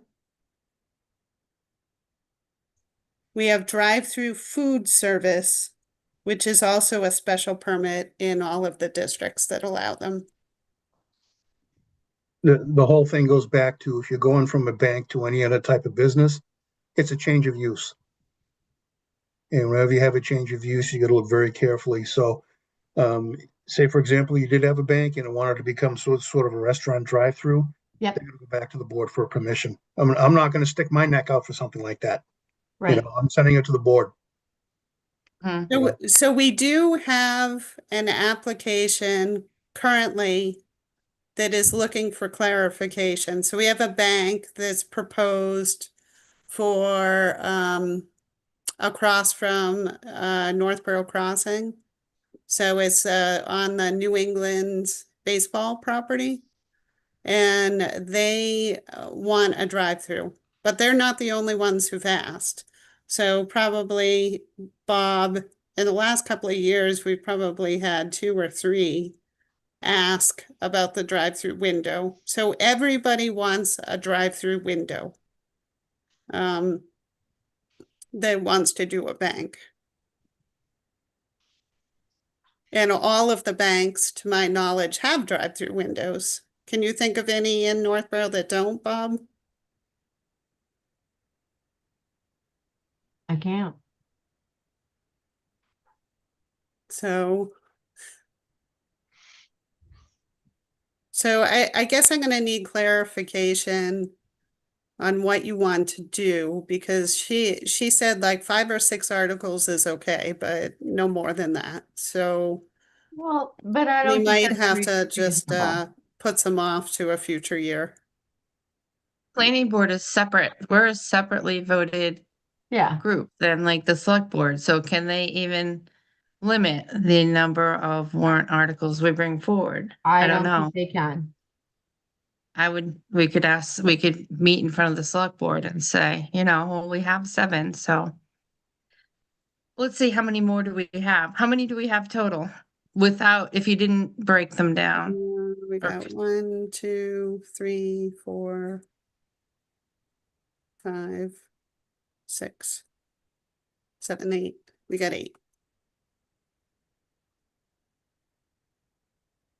Well, maybe we can keep going and then come back to it. But I definitely think those 2 have to be broken up, at least. I agree. Okay, so the next one establishes the definition for data center, and it specifies that they are allowed in the industrial district only by special permit from the planning board. And this article specifies an added layer of approval criteria, so it's above and beyond the typical special permit approval criteria that is specific to this use, and that has to do with looking at the adequacy of the electrical infrastructure, water supply resources, and stormwater systems relative to the proposed use. It looks at the impacts of noise, vibration, and on the air quality.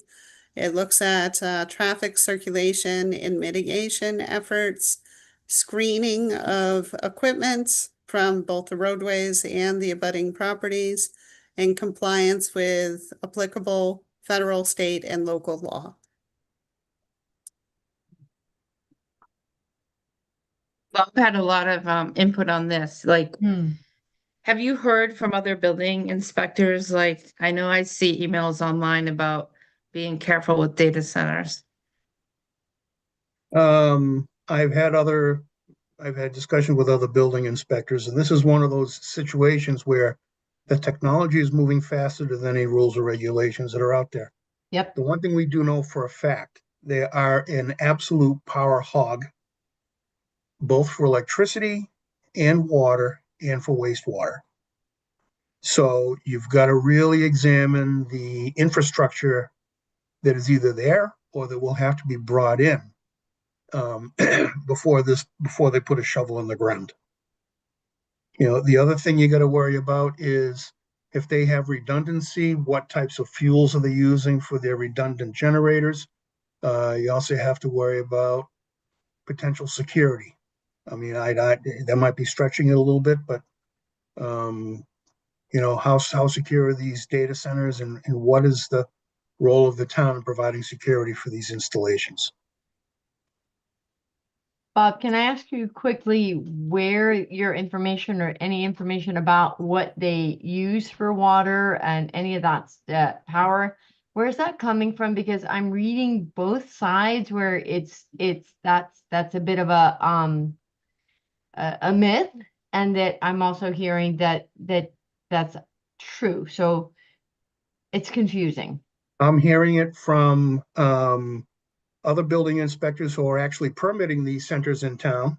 Okay. I am actually a water commissioner in another town, and a company came to us because they wanted to put a system like this similar in Grafton. They wanted 1 million gallons of water a day. For intake and then for wastewater? For intake, and then I'm not sure what to do for wastewater. I'm thinking they need to have some sort of a recirculation system, Yeah. because they use the water for cooling. So, you know, we told them we can't give them 1 million gallons a day because that's what our wells draw, you know, and we tell them to go find someplace else. We don't have the infrastructure to give them, you know. Now, it's going to depend upon the size of the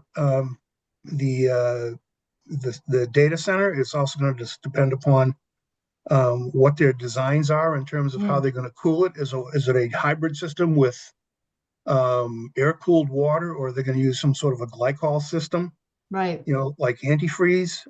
It's so far up in the air with all these different systems. There is no one recipe, if you will, in terms of how to build these things. Every one of them is different, and I throw out those notes out there because these are the things I'm hearing that you really have to look at, you know, because we really don't know what they're planning on doing. Do you think we're okay with the conditions we have? Do you think we should do a moratorium and do more research? Mm-hmm. Well, Right like now, we're not. Yeah. like I said, power, fuel storage, security, and water, and wastewater. I think those are the 4 things you just really have to be able to work on. You know, we do have a data center of sorts here in town on Barefoot Road. Yeah. They seem to be doing okay. I don't know what their capacity is, but I do know they have triple redundant power backup, and they have a fairly large, I believe it's a 10-inch water main going in there, which is a pretty big piece of a pretty big water pipe. And that's draining off of the Northborough system? Yeah, Okay. yes, on Barefoot Road. We don't have wells, right? So they're on the public water. I believe Like, they're are on we public limited? water. Yeah. They're on public water. Mm. So are you suggesting that we should have some kind of condition about security, or is that kind of outside of what the planning board would be doing? It might be outside of the planning board, but Mhm. typically when a applicant comes before either the ZBA or the planning board, those plans are given to the police and the fire departments for their review. It's not very often that police, submit a response, but I would think they would be paying attention to this. Yeah, and I will One- say that we actually use a data center up in Lowell, and they actually used armed security guards. So I think, the police would be a little concerned having armed security guards in town, probably without their knowledge. Well, they would certainly want to know what's going on and, what their role is in the event of a emergency. Sabotage. Right. Is this security for, again, sabotage or it? No, it's for the equipment. You get tons of servers in there running, almost anything, and those things can cost a couple $100,000 a piece. Okay. Well, think of it this way. And It's your people are gonna insurance steal information, those? it's your medical information, it's your financial information. It's not just the pictures you upload in the cloud, okay? They're gonna be storing books, maps, and documents. They're gonna be Right. storing employee records, patient records. Right. But it's So- it's for infiltration or sabotage. Yeah, Okay. correct. Yeah. Interesting. There was one condition too, we wanted to add that they had, with the noise, they had to do a sound test before and after. I just wanted to add that so as part of our condition list.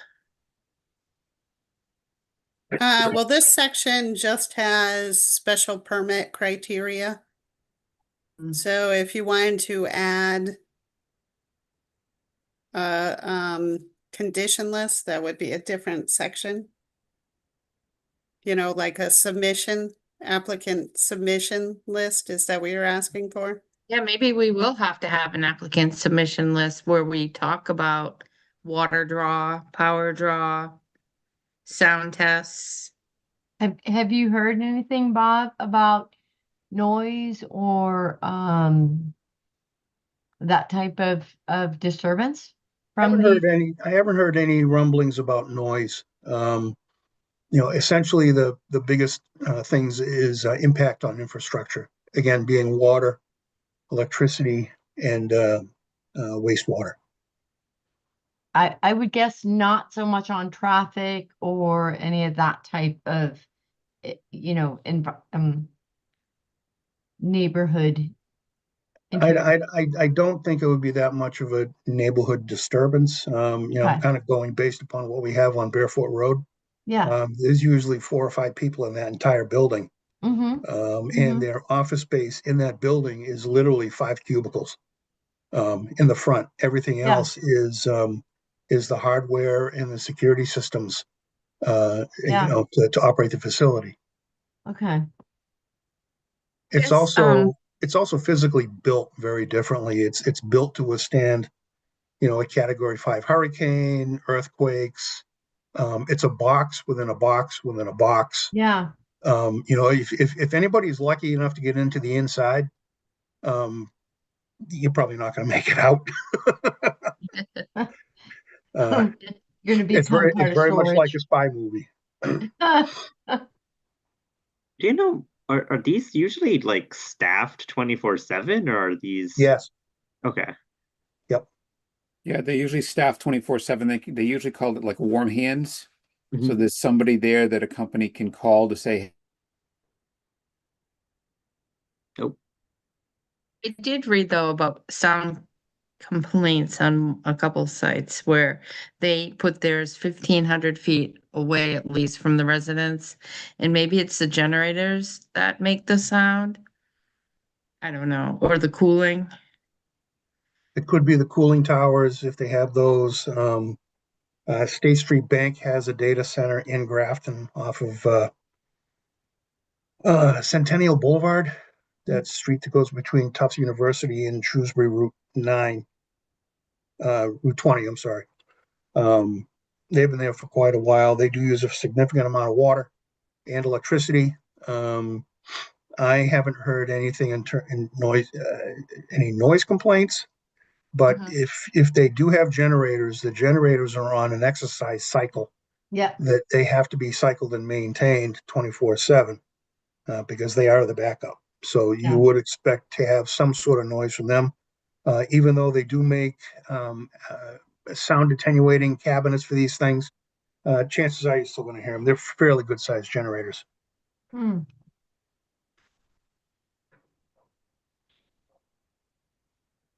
Okay. I mean, I think it's good for us to have the definition added. Okay. And if it's by special permit, maybe if we have that list of what we're looking for as far as applications, then are we all set? Does everybody think? Do they want to go forward with it? I think like the only question would be whether, people would rather us like prohibit it if we wanted to add some other kind of conditions or other you know, anything related to it, and then kind of bring it back to being allowed by a special permit next year or something. Yeah. That could be something that happens on the floor if people are really nervous and think we need more. But like again, it's like we right now we don't have a definition of it, and they've managed to get built in town. Yeah. One of the things I'd like to add, if I may, I think it's important to start talking about it, even if you don't bring it to the town meeting floor, because this is one of those situations that the governor could come out and say, you shall allow it. Yeah. Okay. They've done it with the MBTA, they've done it with ADUs, they've done it with solar. So they're turning a lot of things that we would typically be very careful looking at into a shall permit, Yeah. virtually without any kind of local oversight. So I would recommend, again, if it doesn't go to town meeting this time, start the conversation, do some research, again, see what other towns are doing and how they're approaching it. Because this is a situation, it's like the warehouses. They're not going to go away. They're only going to get bigger, Yeah. because computers aren't going to go away either. So these things are here to stay. Right now, we're bringing it forward as special permit. So I think we should do it because right now, like, they could come probably in as a warehouse and our hands are tied.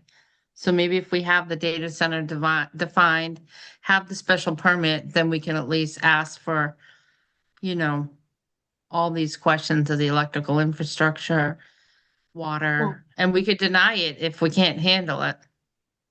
I don't know Well, how they could come through as a warehouse, though. It's a completely different use.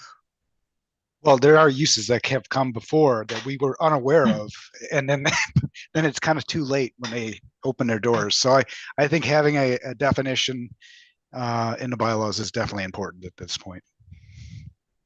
I Well, would like to, based on Bob's comments, this first bullet here that talks about the adequacy of electrical infrastructure, water supply, I'd like to add and wastewater resources. yes. Yeah. Well, the other thing is the next line down has noise, vibration, and air quality impacts on what or how far? I think that needs a little bit more detail.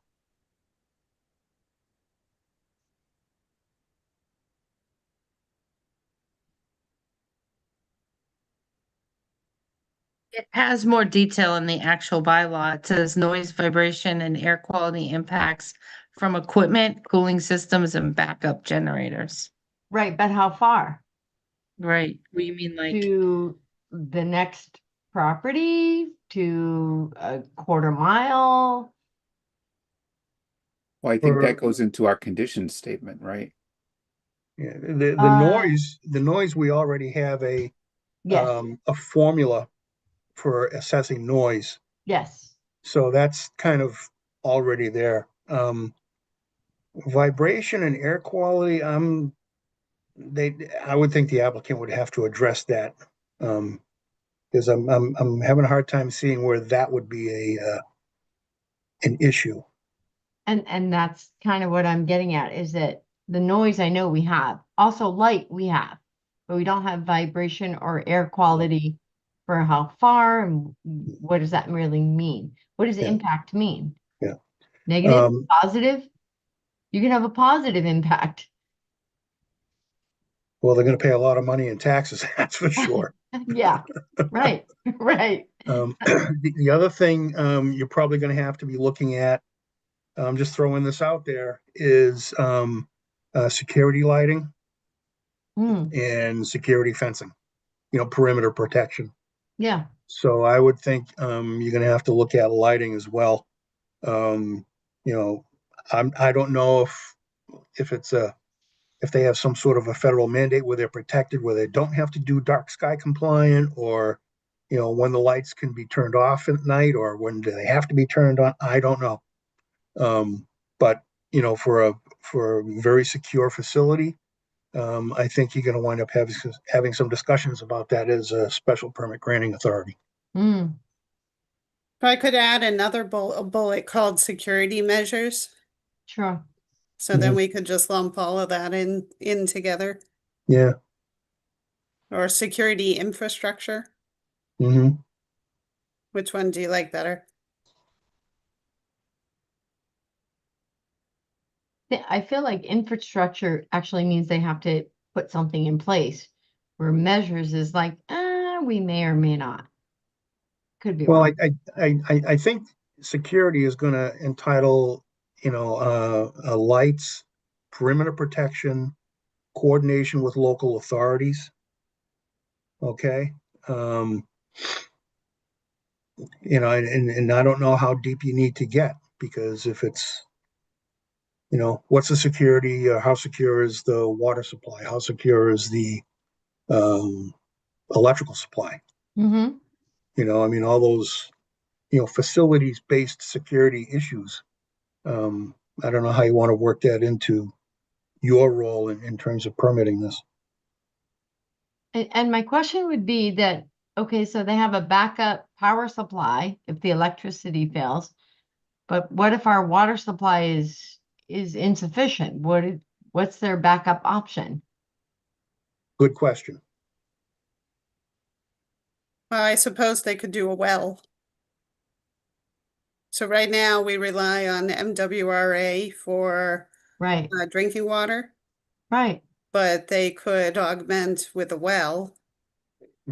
We might have to if they mandate did a that. well, if they did a well and it drew a lot of water, would that affect the houses in the area? Like, say there's a neighborhood and they're all on wells, and then you put in one of these data centers and they draw, I don't know about wells if they can run out of water. That would. Oh yeah, that would- you'd have to determine the Mhm. the capacity of the Flow, yeah. aquifer that they're tapping into. The other So- thing, And if the groundwater can support that as a backup. right. The other thing I've been thinking is, if we're cooling, what about, subsurface cooling systems? Hmm, We have them for heating and cooling in residential Yeah, situations. I right. don't know if these people have designed a system where they can take the warm water, drop it, into a subsurface system, recycle it through there, 50, and have 50. it come out cooler, to Yeah. be recycled. I don't know if they do that. I don't know if those systems are big enough to handle their demands, but I think it's a fair question to ask if they want to do that. So it's sort of like geothermal cooling versus geothermal heating. Yes.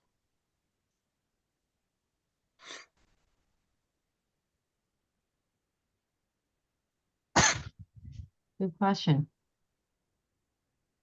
Just another, does this get approved by both the planning board and the ZBA? Is that So this would just be a special permit from the planning Okay. board. So okay? the planning board, it pretty much is the permitting authority for anything in the industrial district. Okay.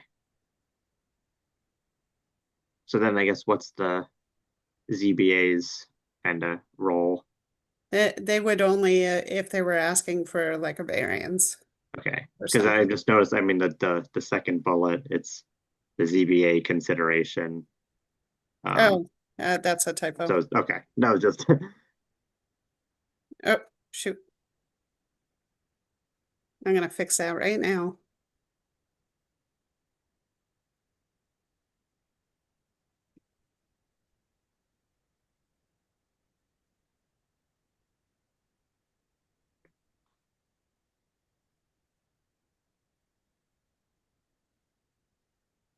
Probably gonna have one more public hearing, right? I'll try to do some research too. Not that my research will find much, but I am on that. There is some email lists and there, a lot of towns have been talking about it. And I can go look and see if they, maybe we should look at Lowell, what they did in their bylaws. I know Or talk- Marlboro has a number of them as well. Is there anyone who could talk to Marlboro and see if they've had any concerns that we should look out for? Yeah, I can call Marlboro. That would be helpful. Or CMRPC too, see if they've heard anything. Yeah.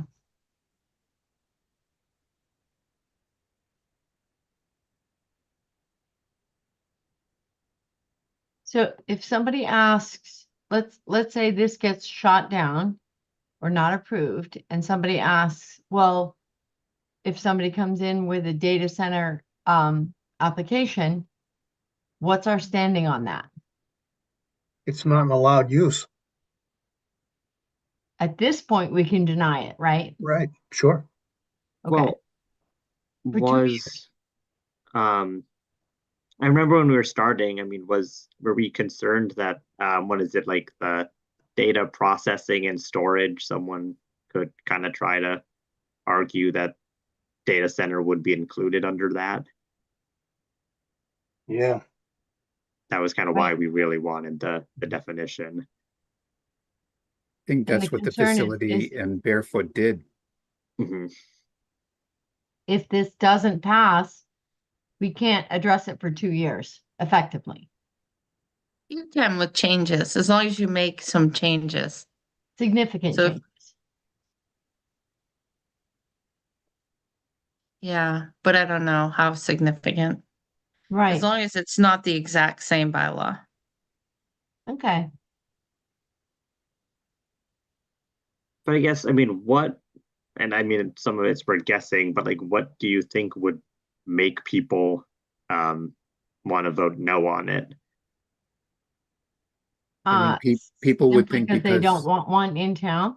yeah, people would And think that that would because we be- put the definition in there, Right.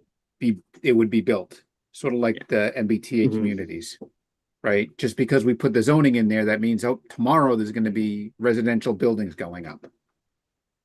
But I mean, I guess my thought is like, do we want to be prepared if that's kind of the feedback we get to like amend it on the floor to just be no across the board?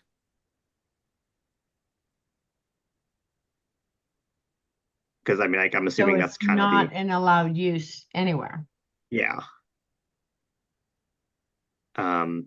Again, it's kind of like if that's what people are saying that they don't like, they don't want it allowed in industrial, just to kind of have that option readily available to kind of, But if they shoot it down now, it's not allowed anyways. And I guess and if we bring this up and they shoot it down, we can't bring something up again for similar for 2 years. Under that argument, how do we have a data center in town then? Because they put it as data processing. Storage. So there's your answer. Right. I agree. Then this They'll has do it to either be in way. there. And I think it's Okay. easy to have an amendment ready to go with the no. And I guess that, to your point, Anthony, it would be good to bring up that we currently have existing data centers in town so that people aren't so afraid that this is going to be a bigger issue. We've had them for 20 years. Right. Right. I honestly, I think this thing's going to fly right through is what I think. I hope so. But I guess my thought was that given all the rumors there are that exist around data centers, I could see some pushback on it. Could be. And I don't know, I mean, is there anything like we can kind of try to do to get more people aware that this is going forward to town meeting like well in advance? So people kind of know what's happening instead of kind of use your social media. Yep. Put it up on Facebook. Put it up everywhere, right? That's what I do. Yeah. Right. That's really the only thing you can do. Because these are presented tonight. They'll be presented at the select board meeting. Sometimes the community advocate puts them in the paper.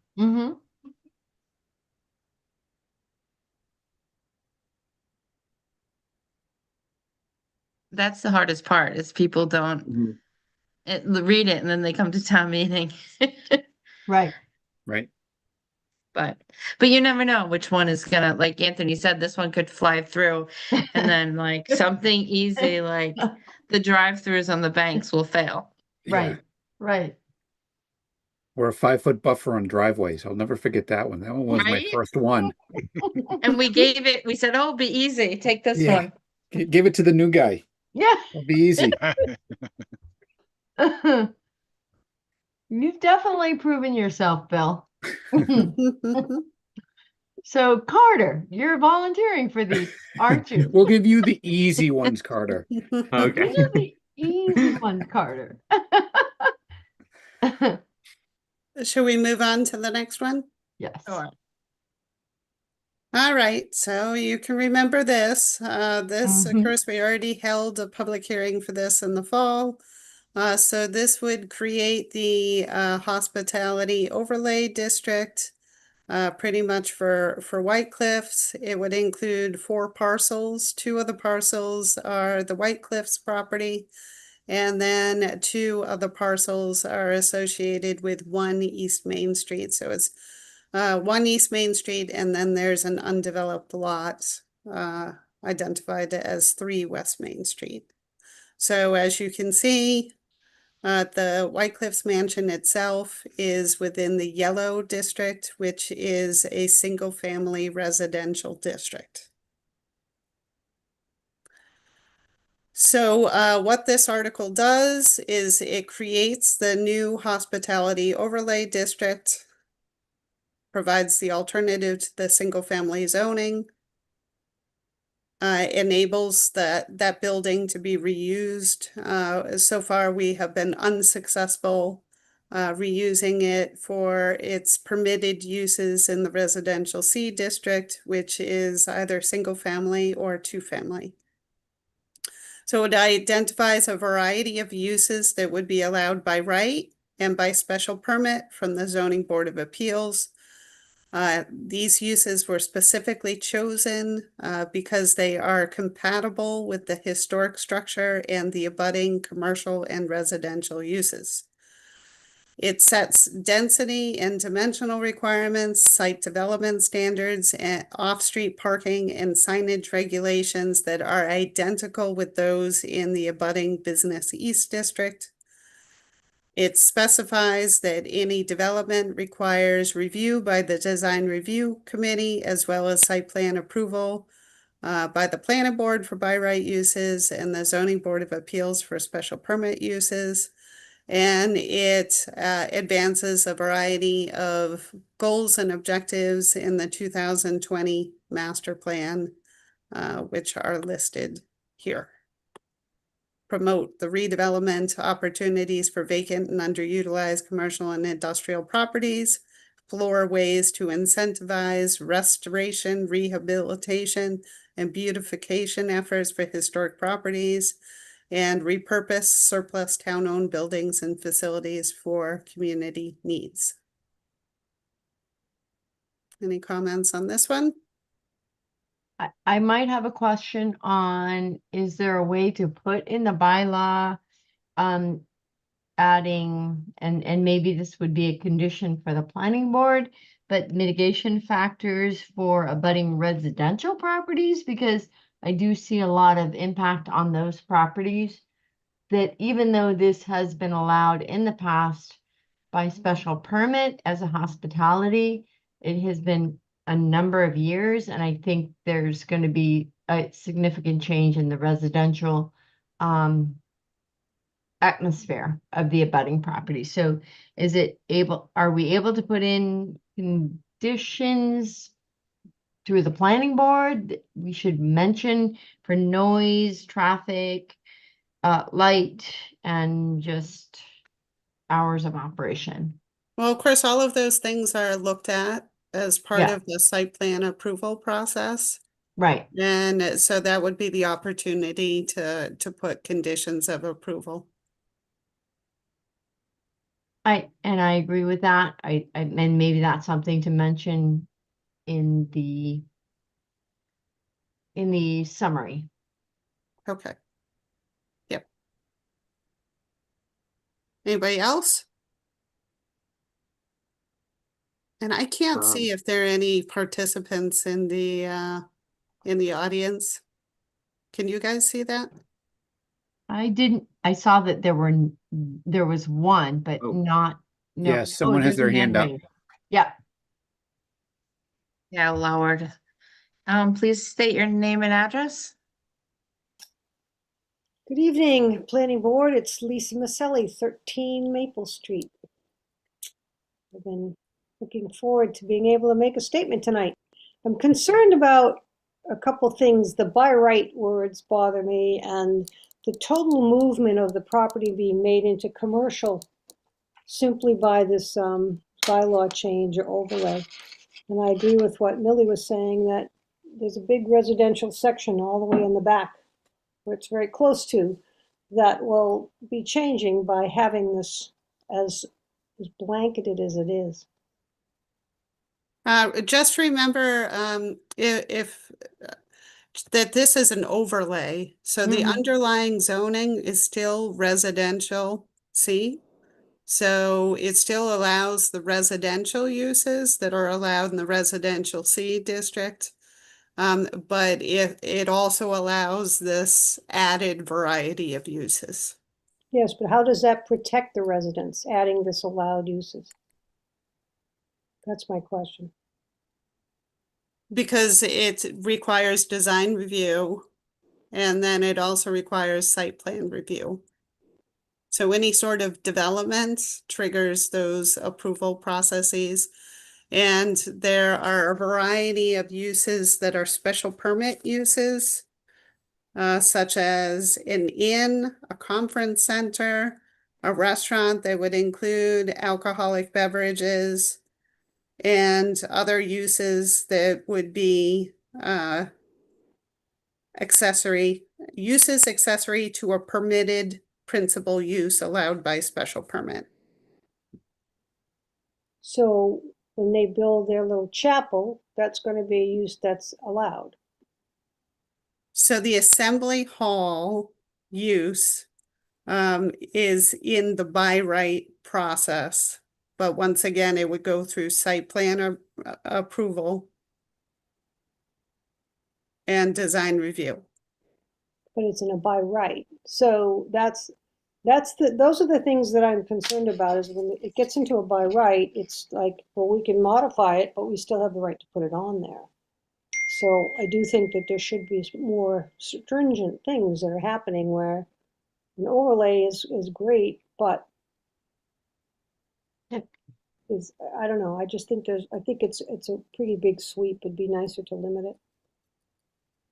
Can I ask if it's actually if it has a chapel, wouldn't that be exempt?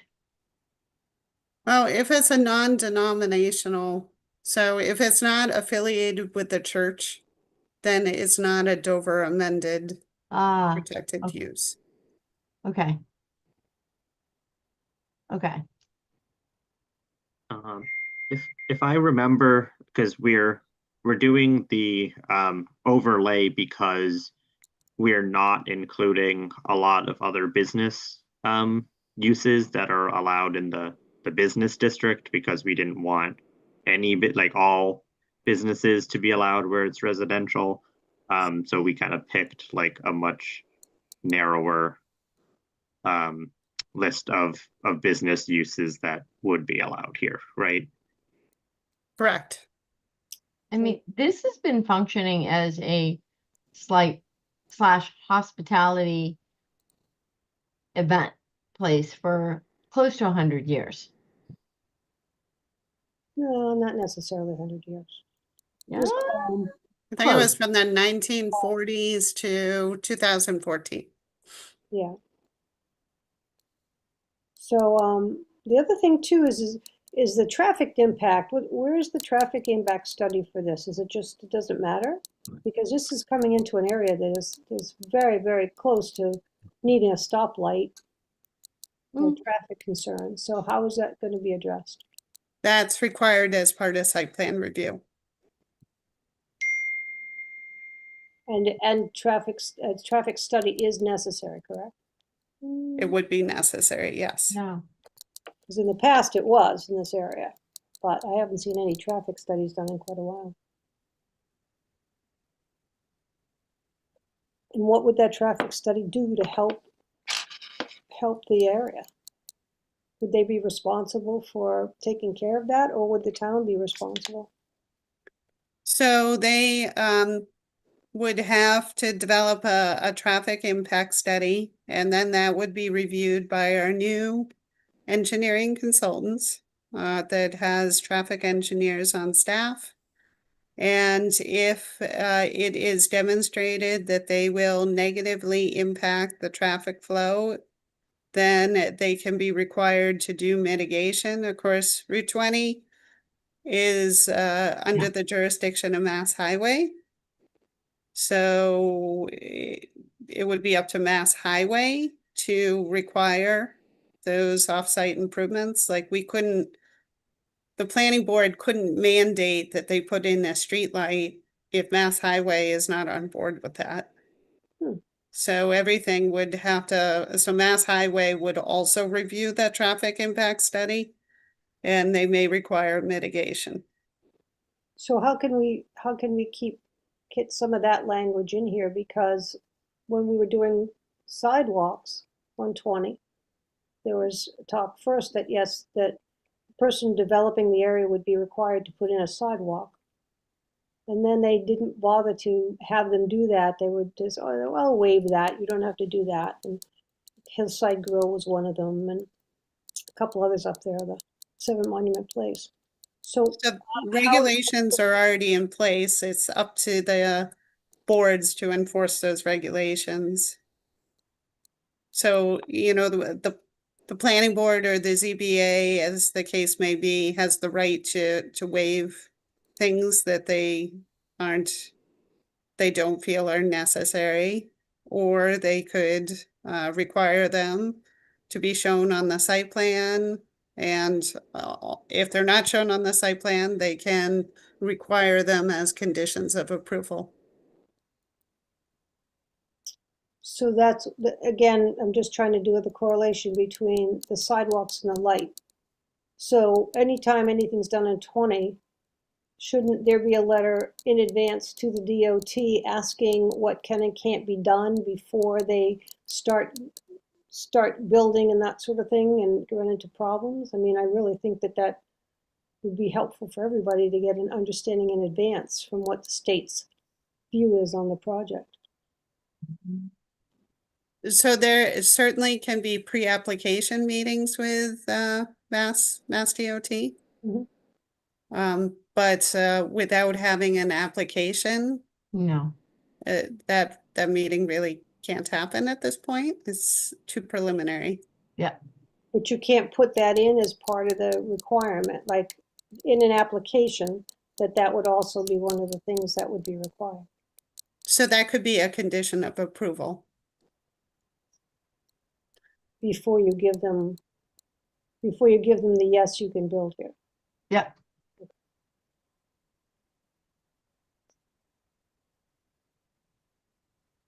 And under the traffic study and the amount of impact, where are the parameters of the impact? I mean, are there levels of the amount of vehicles? I mean, who decides from that study what's used to be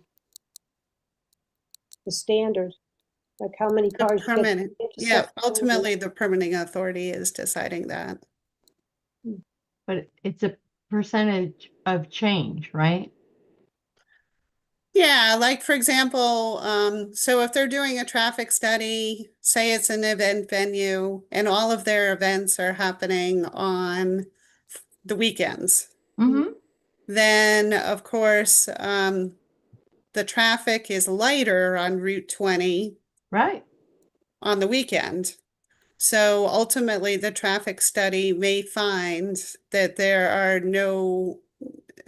that the Route 20 is adequate to support the traffic associated with the use, and there may not be any changes, but there may be changes. I wouldn't be able to say at this point. You'd have to know for sure what the use is going to be. Then they'd have to prepare the traffic impact study that would be given to the 40. planning board. Yeah. And ultimately it would be given to Mass Highway when they file for their permits with Mass Highway. So similar to the fire station, they did a traffic impact study and it was supplied to the planning board, but it was also provided to Mass Highway, and they do their own review. And they issue the road opening permit, and they put their own conditions as part of that decision. It's interesting because I remember us asking for that in design review, and we're told that they didn't have to do a traffic study. Is that somewhere I can find? I remember something accordingly too. They did supply some traffic information. It wasn't a study though. It wasn't a full-blown study. Right. So there's document then that could be, that would be public record somewhere, right? Sure, I've got the complete bio in my office. Okay, well, I'll check up on that later then. All right, thank you. Thank you. Anybody else on the board have any questions?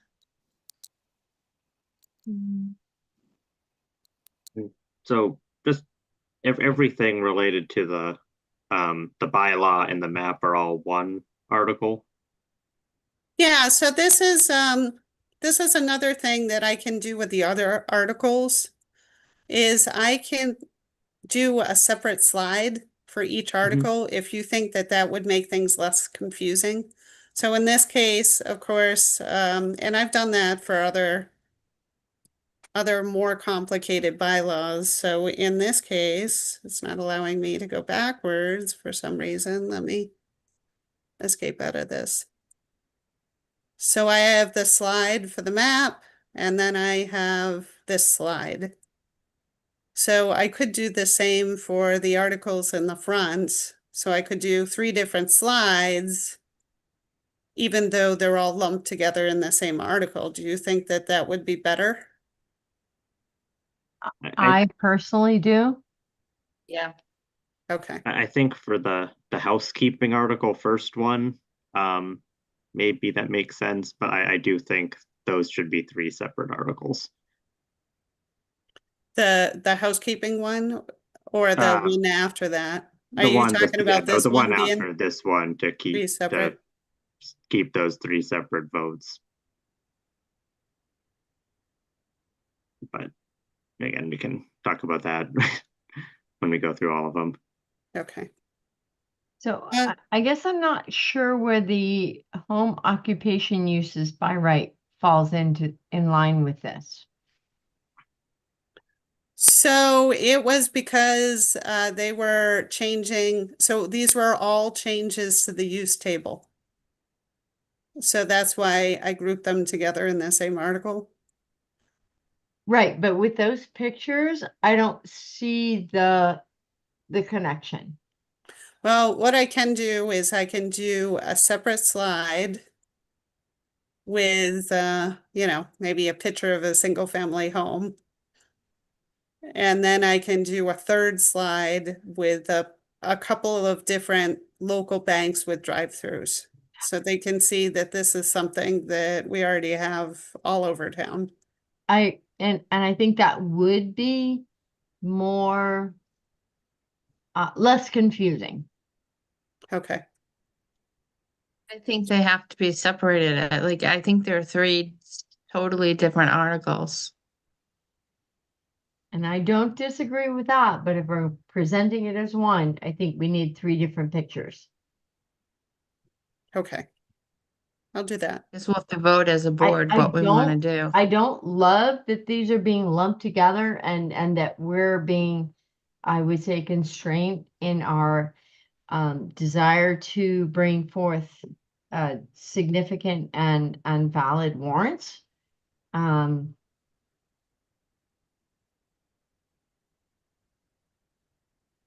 Are other boards being asked to do the same? I think we're the only ones that come in with lots of regulation changes. I think the Board of Selectmen have a ton of warrant articles. We were on day 4, so we're not the Financial ones that held planning. up for 3 days. Yeah. It was already They're the on day 4 last by the ones time to it got to present. us. Or, I mean, should we maybe like go through, finish up all of the articles before we kind of talk about how we want to order them, just to make sure because I mean it's like every time we go through an article we go back to the same Yep. conversation. Yeah. Thank you, Carter. All right. So back to the one about fences and hedges. So this is a new bylaw. It establishes standards for fences, including a 7-foot height limitation. It gives the zoning board of appeals special permit granting authority for a taller fence where it will not unreasonably impair sight distance or the circulation of air. So this is different than what exists currently. If you don't meet the 7-foot height limitation that's in our zoning bylaw today, you have to go to the zoning board of appeals for a dimensional variance. So this gives the zoning board of appeals more leeway to approve taller fences. So it clarifies how the height of a fence is measured. It specifies that fences and hedges cannot exceed 3.5 feet in the front yard setback, where the building inspector finds that visibility is obstructed. And lastly, it specifies that fences and hedges on corner lots cannot exceed 3.5 feet for a minimum distance of 25 feet in each direction from the intersection of the adjoining streets. So essentially, the measurement is 25 feet from the corner of the lot, as shown in this diagram. I think this is the one that will have discussion. I'm just guessing. Just because it's people's fences. And what do we have for a definition of fence? Look at that. I don't think we have a definition. Let's see. Right. I don't think we do. I don't think we do. So I we're think using the it's word a lot. in the definition for structure, maybe if I'm remembering correctly.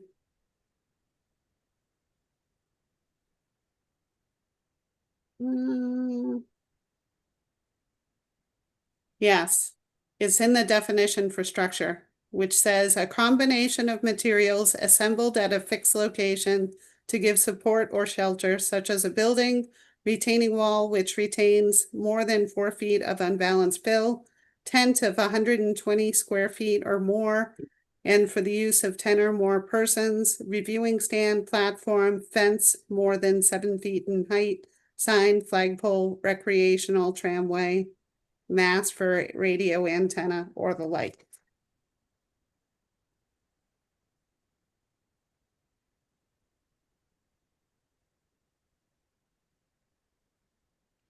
Anybody else have any comments on this one? See a hand up in the audience if board members don't have a question. If I were to put a row or section of flags up, would that consider itself a fence? No. Or those inflatable things that blow around, or banners? If you put them up, I'm gonna make you take them down. Thank you. I appreciate that.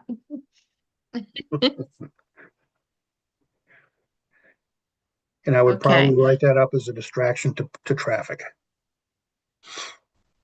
And that's reassuring. Thank you. Okay, Lisa, I see your hand up.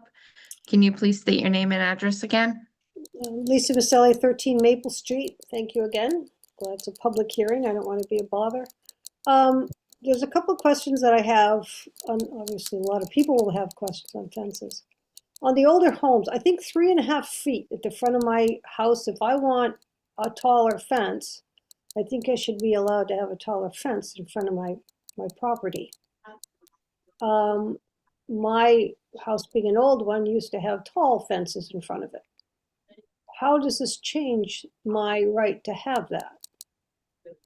So in your front yard setback, you would be limited to only 3.5 feet unless the building inspector finds that having a taller fence than 3.5 feet will not obstruct visibility. Okay, so it's the location of the property pretty much? So it's the front yard setback. So yeah, the front yard setback does vary depending upon what zoning district you're in. And if you look at the longer regulation, it does say it does give an allowance for having a house that may be closer than the front yard setback. So let's see. What it says, the exact language is fences and hedges shall be no taller than 3.5 feet between the street and the front yard setback line or the building setback line, front of foundation, whichever is closer to the street, where in the opinion of the building inspector, they would obstruct visibility. But who's, So isn't it automobile? I'm gonna change that from they to it. So if you have a historic home that is maybe 10 feet from the street, but your front yard setback is, say, 25 feet, then the area that we're talking about is only the distance from the street to the front of your foundation. So it'd only be that 10-foot area where you couldn't have a taller fence. So it would have to be 3.5 feet from the front of your foundation to the street. And that's primarily for visibility of vehicles. Okay, well, again, if the vehicles are parallel to the property, not perpendicular, there's no obstruction because they're looking straight ahead, not to their right or to their left, except corner lots.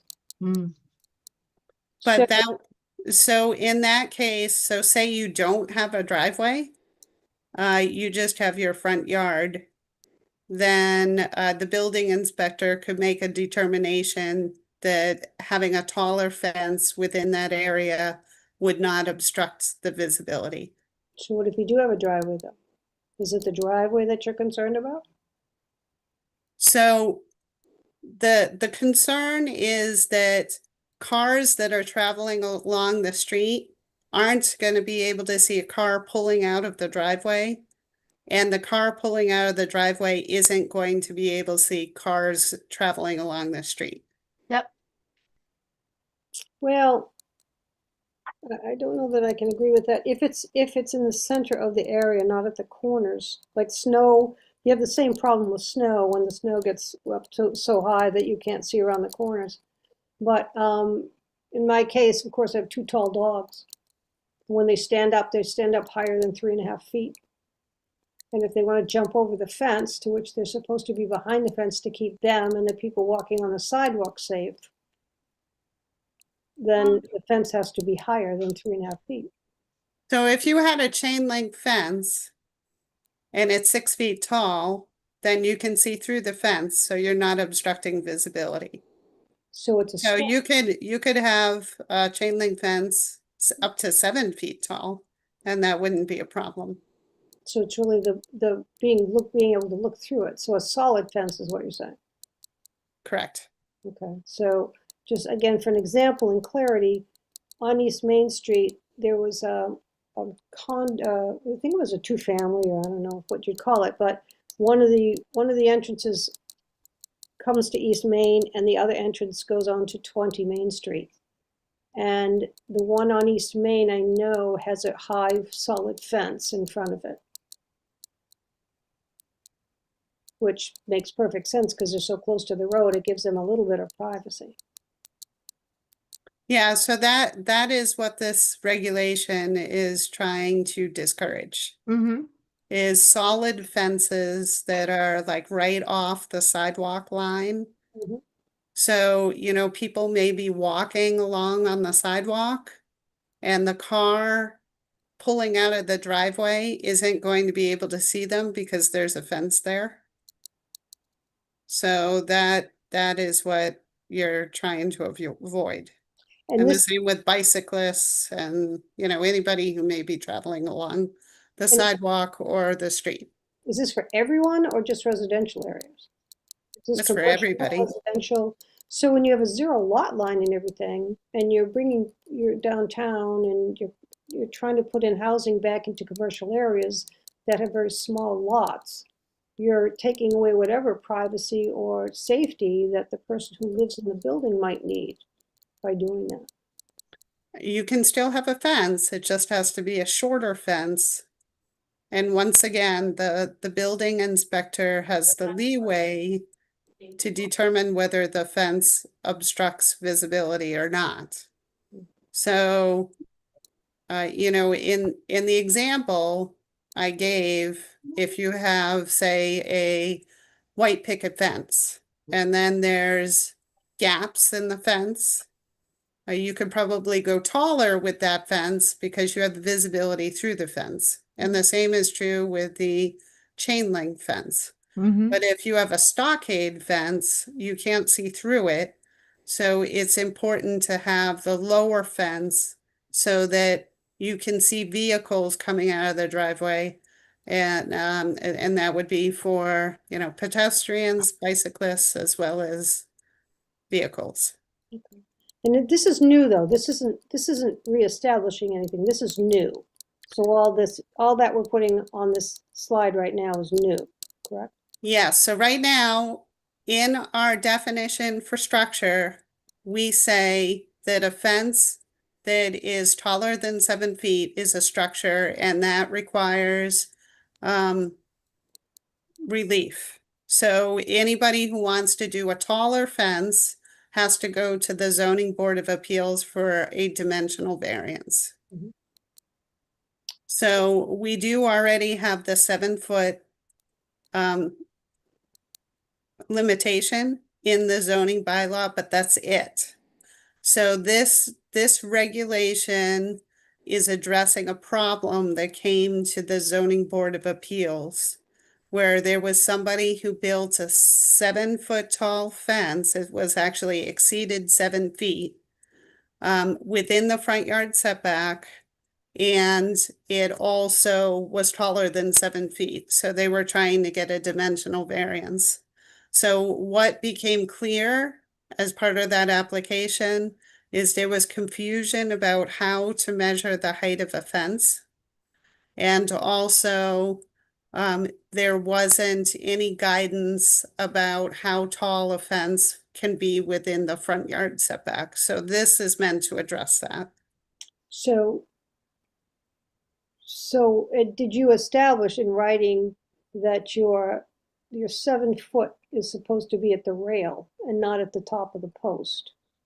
Or We is that- established that it's at the top of the post. So you've changed what was standard, which was at the rail. No, that wasn't standard. But see, it wasn't addressed in the zoning, so it was up to the building inspector's interpretation. And Bob's interpretation was that it was from the ground level, the finished ground level, to the very top of the fence. So Yep. that it includes any decorative elements Mm-hmm. within that measurement. Well, I have to say that this might be one that'll be very controversial on the town meeting floor. I have pre-existing stuff that's not gonna change. And you have people that are coming in that are gonna wanna put their fences up. Well, this allows taller fences, like I said. If somebody wants to do a fence that's taller than 7 feet, then they can go to the zoning board of appeals for a special permit. Unlike the way it is today, where they'd have to go for a dimensional variance.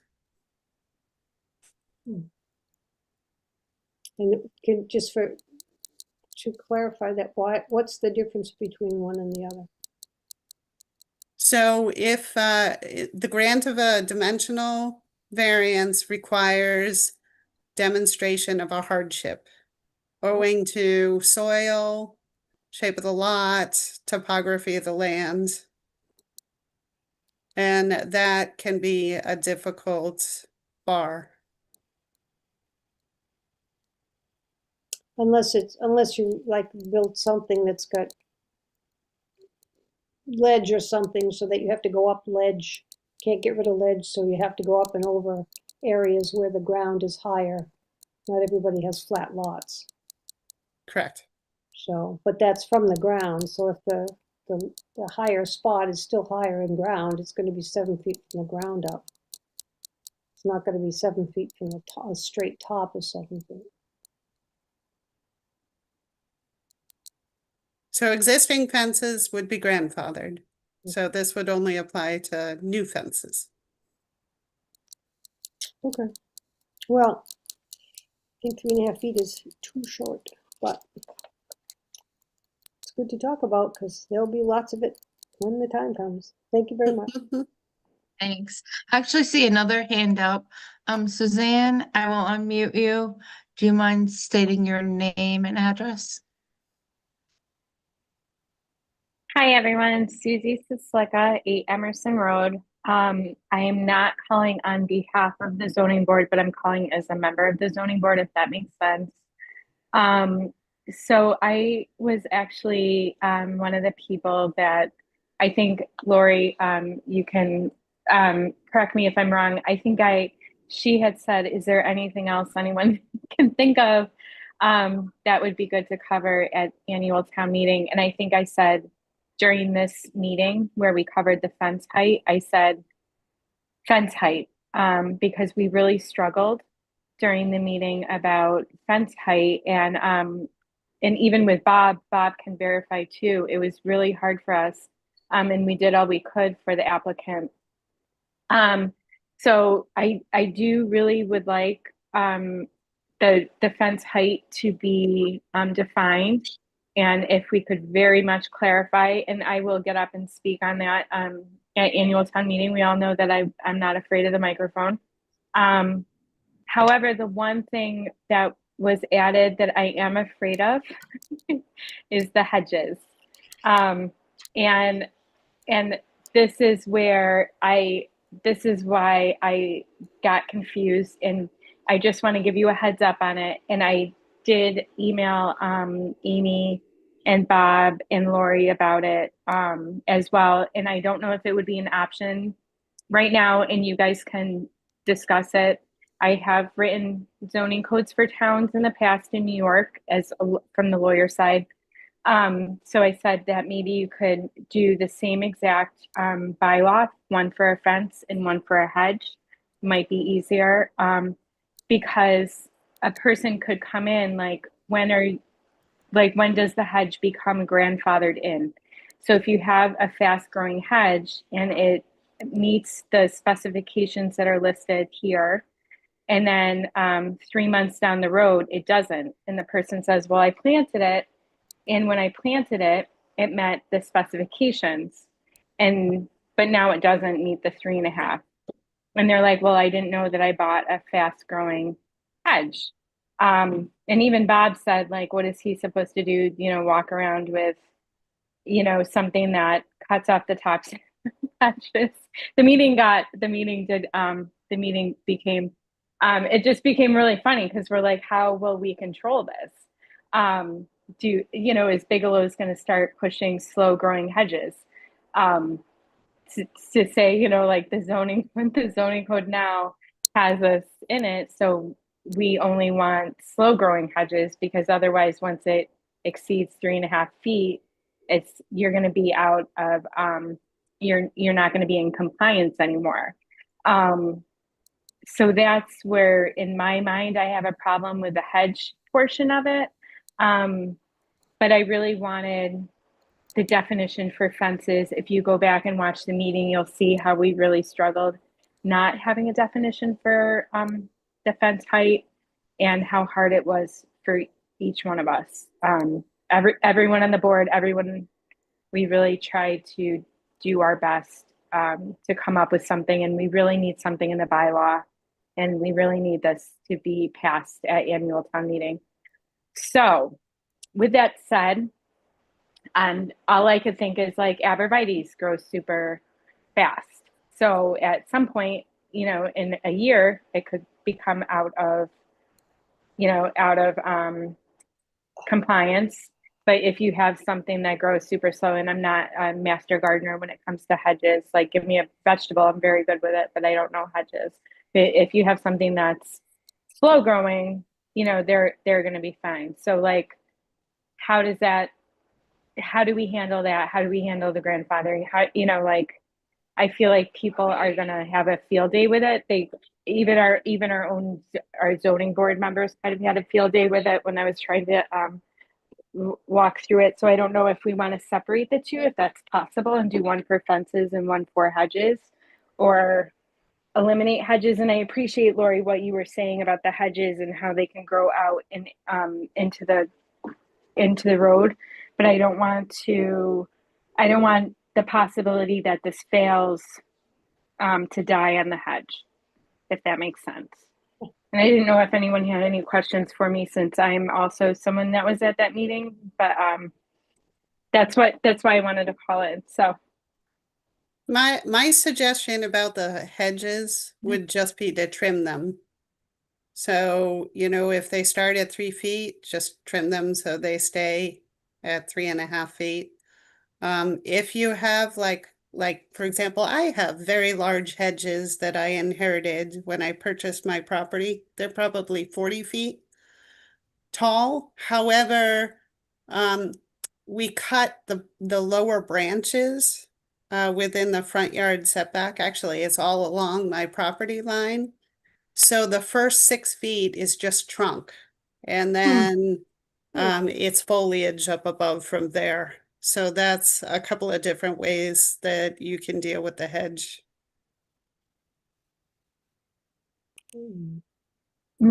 Right, but should we do we say that in the comments, or do we say that when we're saying it? You know what I mean? Like, I feel like we need to beef it up when do you know what I mean? You saw how our meeting went, Lori, during with the ZBA, when I was trying to explain this, and but you know, like we might not have any problems with it at annual town meeting. But I just worry somebody's going to get up and be like, well, what, you know, like what if I buy a hedge that grows super fast? That this is I'm just trying to like work through some of it so that we make a bylaw that's as strong as it can be. I'm a lawyer. That's why you know what I mean? That's why I'm trying to work through it, because I really, really want this to pass because of that meeting that we had. Like we really need this definition is what I'm trying to say. If anyone goes back and watches the meeting, you'll understand.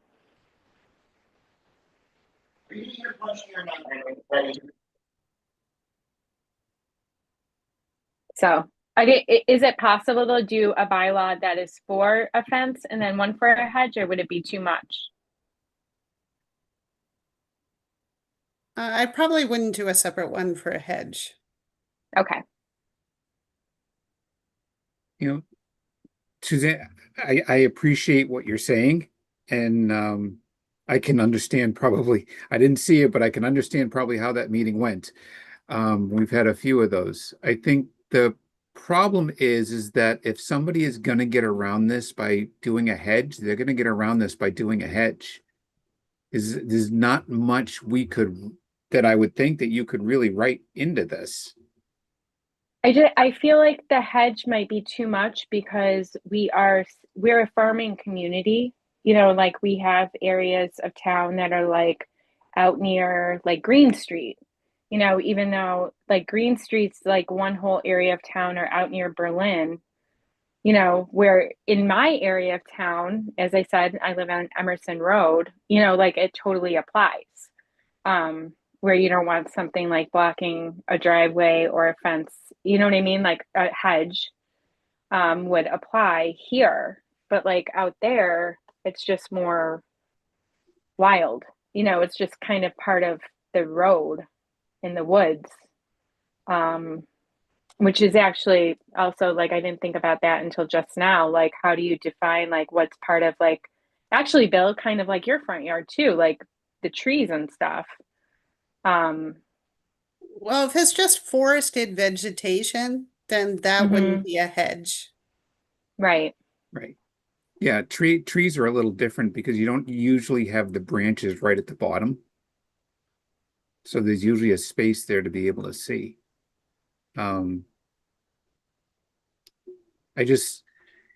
If you don't put hedges, then people are going to use hedges instead of fences to get around the fence requirement, right? That would be my concern. We could be ready to amend it on town floor to take out the hedges if the whole thing's gonna fail. Because of the Okay. hedges. Yeah. Well, I think it's important to consider that I don't think we really addressed how far from the street view that these hedges or fences might be. And obviously, the further from street view, they can be higher, but you know, I can tell you, just having come from where my daughter lives in England, hedges are a big thing, and they have huge 7-foot hedges right up to the street line. And yes, pulling out of her parking lot every single time is a concern. But they, as the property owner, understand that's their concern because they planted the hedges.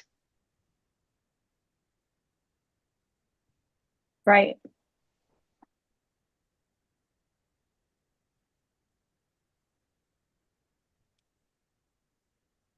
Does anyone have any more comments and concerns, or do they want to make the change, make it two different definitions?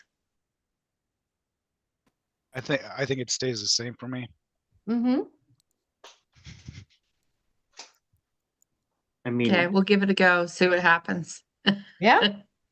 But I think Lisa and Susie made good points. Mm-hmm. sure. I mean, if Susie like has a amended version that she wants to like I mean, if I'm assuming we're continuing the public hearing to the next meeting, and if she wanted to like have ready an amended version just in case like the hedges seem to be a hold up and wants to like share it, is that an option?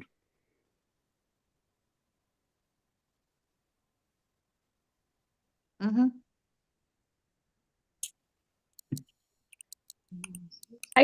My amended version, Carter, and thank you so much for the suggestion, would just to have the hedges be out, which was the original version.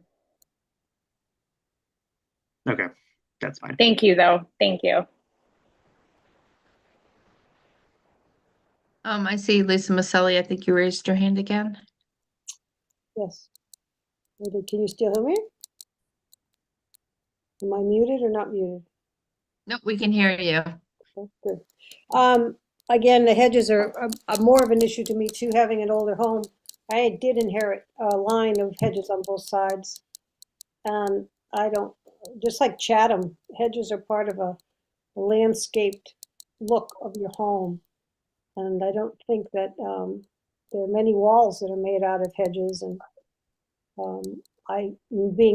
and then how do you establish being grandfathered? I don't want to be told I have to cut my hedges back to 3 feet. I don't want to be told I have to cut them up down the bottom. I want them the way they've been here when I got the house. So how does that affect me? I think Google Earth will show who's grandfathered, right? It's a Yes, history. yeah, it should. In certain places it does, but they're the common roads. They're not the ones that are not well traveled, because I've gone back to try to find some history on different roads. So they're not, every road has 5 different years that they've used. I guess not to belabor this, and maybe I missed it, but why are the hedges included? Because if they're solid, Mm-hmm. then they can obscure sight distance if they're too close to the roadway. So it's the same issue as it is for fences. Yeah. So when you're pulling out of the driveway, especially if the driveway is next to the hedges, then you may not be able to see around it. But there is that caveat, is the building inspector would have to find that the visibility is obstructed.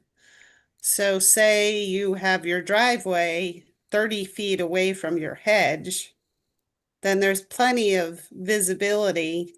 So even though you may have your hedge right up to the property line, the road setback, if it doesn't obscure visibility, then it could stay. So essentially, Okay. it's if people are complaining about your hedge, then this gives the building inspector the ability to do something about it. Okay, Well- and I can see the importance of that. Like, it has happened on my street where there's like 200 houses here, but the house at the end had a huge hedge. And I think the DPW did have to come out and cut it down, but this would give them more enforcement abilities.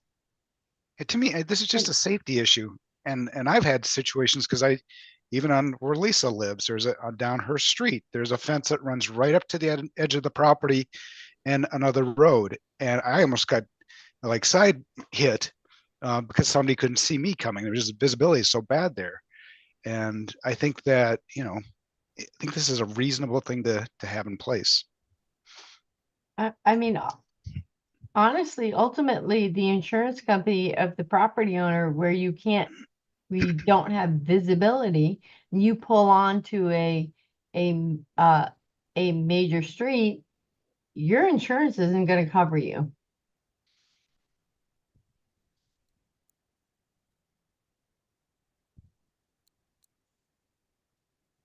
Okay, I see both Susie and Lisa's hands still up. Do you have a new question, or can we move? I think we should move forward because we're gonna have a second public hearing on this, but I think at this point.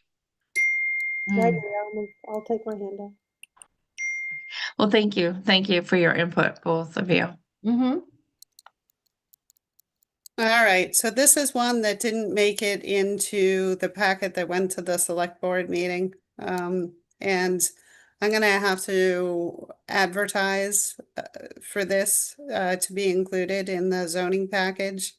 So we discussed this at the last meeting. This was something that Amy brought up. She wanted to modify the standard for the minimum open space that's required in the dimensional table to eliminate the driveway that provides access to the street. What? We had talked about it at the last meeting. It's in the minutes. It's because we were talking about open space and I looked up all other towns and I was Right. wondering why in our industrial areas that the whole property was covered. Like how, where we have 40% open space, did we have no greenery on some properties that I had in front of us in the past? Mhm. And then I went back, for some reason I was reading open space and it did say that we had the, except for a driveway to gain access from the street, which if you include that, then pretty much some of these lots could be all pavement with no green space.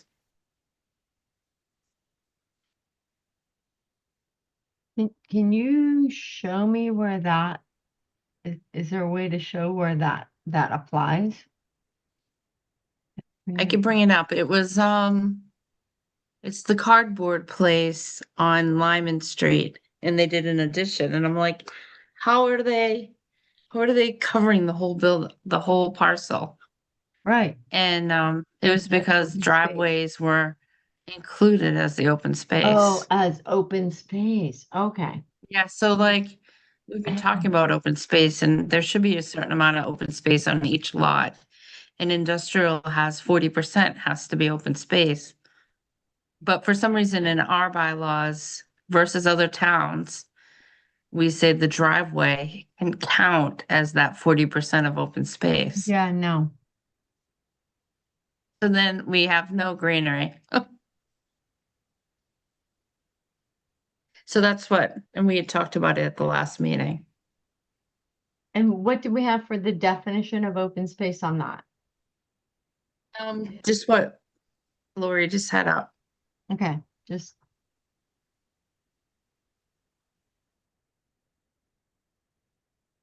And it's weird, we don't have a storage, yeah. definition. Parking, but a driveway isn't parking and interior drive. So how is that different than a driveway? So So the open space- driveway, what it was struck was the main driveway into the property. So where they're talking about parking and interior drives, Yeah. so they're talking about the access ways in between parking spaces. So it provides access to the parking spaces itself. Hmm. And, you know, say you're in a like Northborough Crossing. So they have the driveways within up like from the street to the buildings and the parking lots. Mm-hmm. So those are interior drives. Like the driveways to go from building to building to building. So open space could be a parking lot. So it can't be a parking lot, but this says that the driveway to the roadway, so you go from southwest cutoff, then you go onto the driveway up to the parking lot. So that driveway would be included within the open space requirement. Once it hits the parking lot, it's not included. Then it would be an interior drive.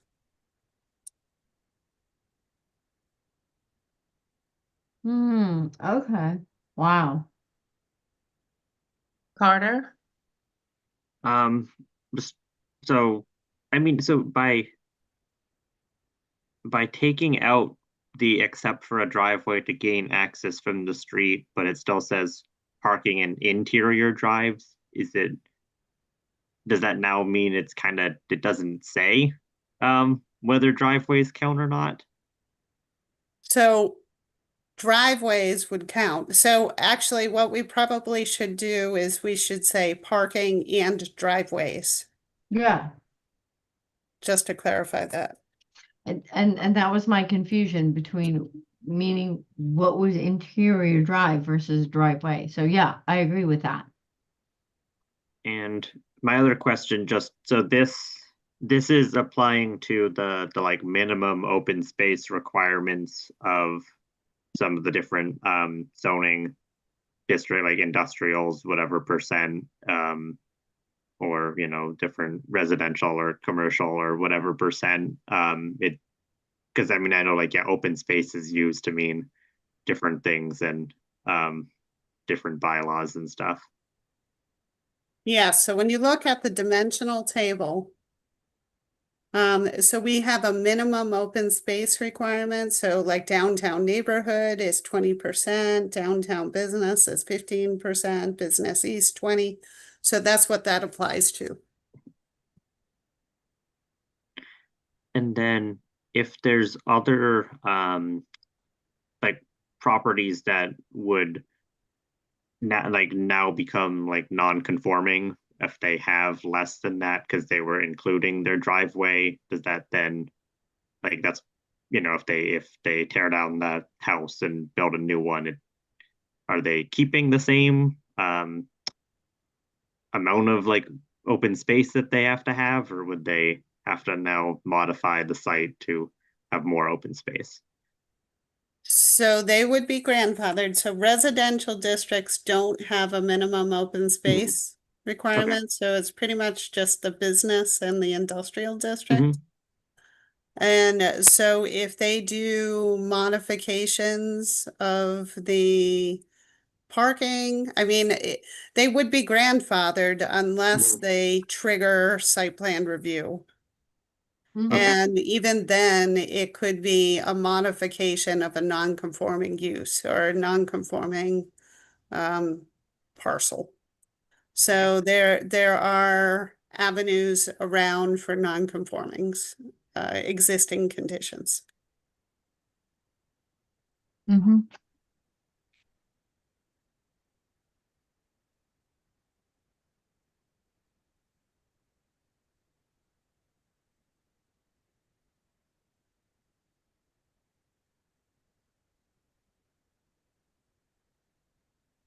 That was added in as part of the 2009 change. I don't know why. But every other town, the driveways aren't included as open space. Mm-hmm. I'm trying to do the underlying, but it's not allowing me to do that. I'll do that later. That makes sense.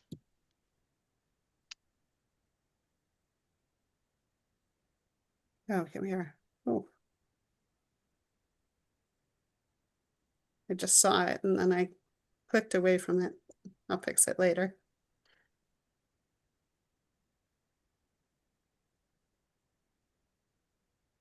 So the next one, donation bins, that's really not, we don't present that. That will go to the Board of Selectmen.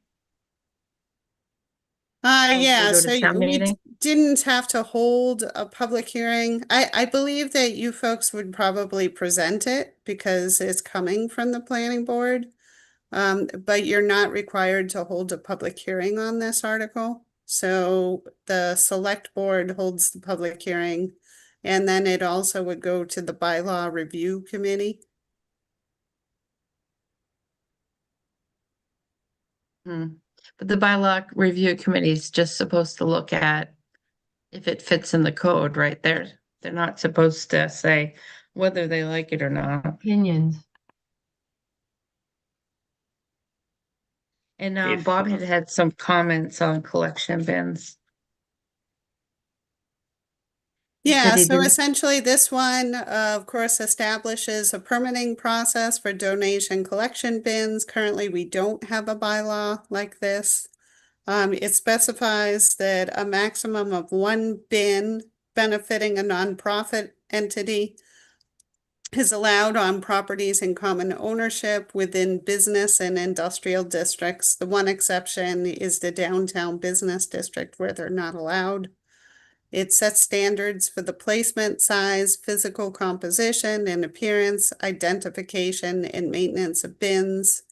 It does provide exceptions for churches and educational institutions, which would be allowed a maximum of 2 bins per property in any zoning district. And it also waives them from having to submit application fees. And then lastly, it puts in place an enforcement mechanism as well as penalties. So this would be permitted by the building department. So the building inspector would be the one to do enforcement. Is there anything that quantifies the size of the bins? For instance, if you have 2 bins, what's the maximum size? It does specify the maximum size of bins, which is 6 feet, I believe. Let me look. The bin shall not exceed 3 cubic yards in size and 6 feet in height. So you only get 1 bin. So if you elect to do a small bin, then it doesn't matter. That's your 1 bin. But if you get 2 bins, do you get 2 times the 6 feet in height and 2 times the 3 cubic yards? And you can only get 2 bins if you're a church or a school. Right. Okay. Great. Thank you.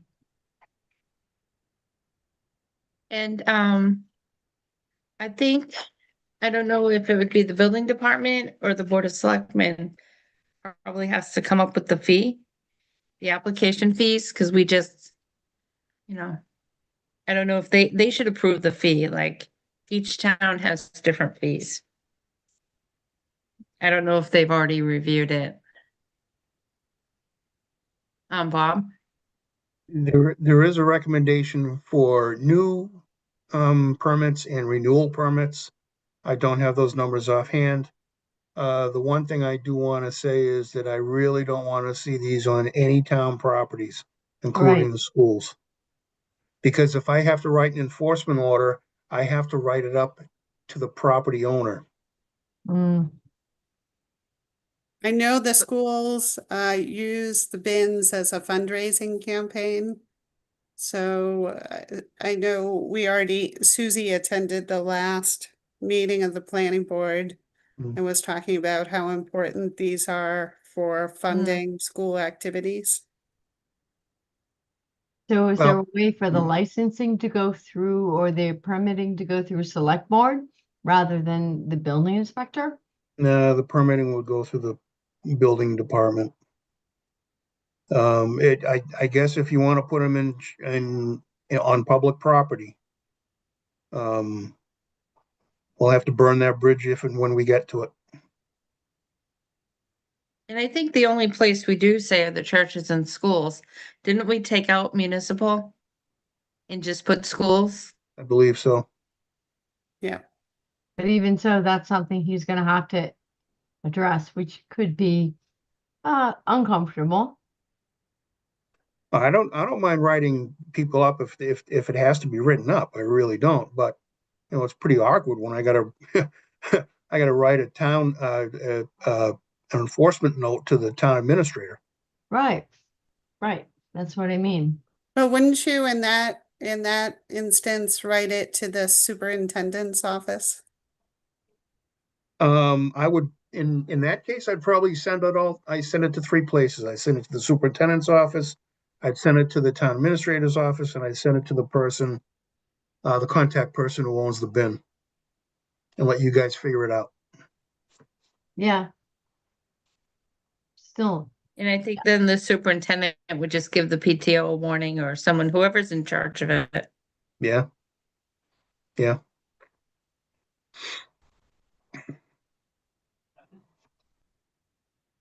Okay. And then you had mentioned 6 copies, but we don't really need 6 copies because it's an online permitting. Everything, I haven't seen a piece of paper on my desk in 2 years. Everything is paperless. So can you update that, Lori? Sure. I'm not sure where it is here, but it's a lot of writing. Must be under application.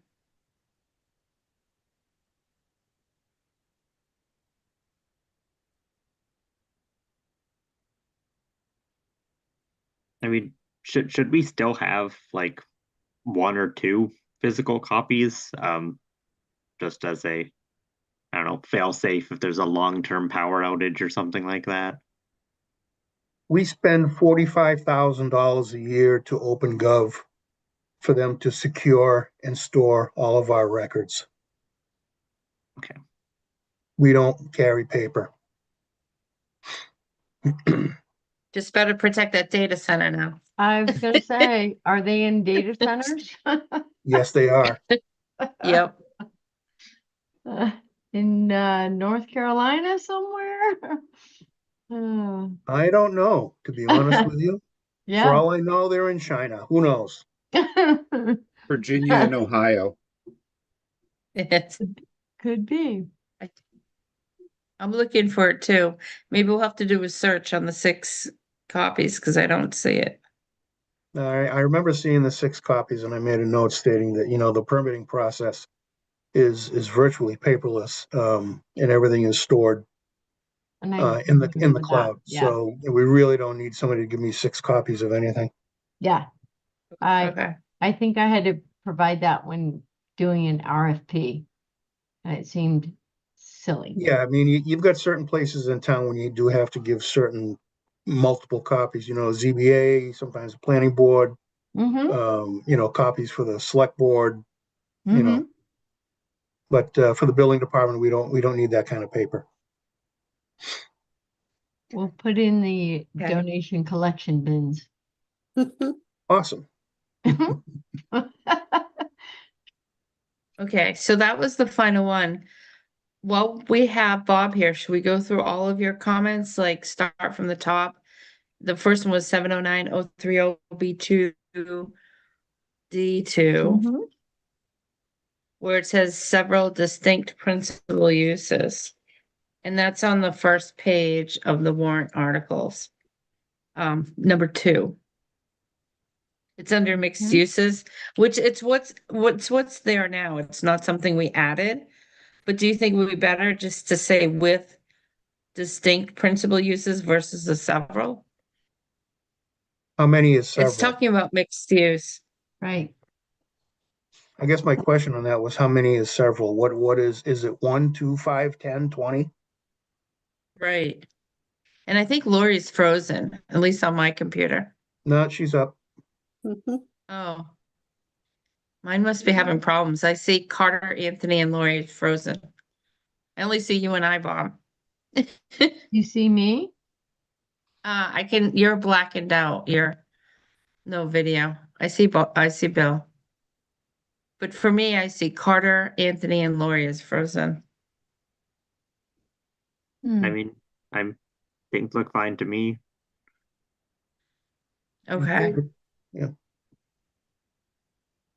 I So they think speak. can you hear me? Yeah. Oh, I can hear you now. Yeah. Yeah, I think the point was to have a building with more than one use. Mm-hmm. So do you think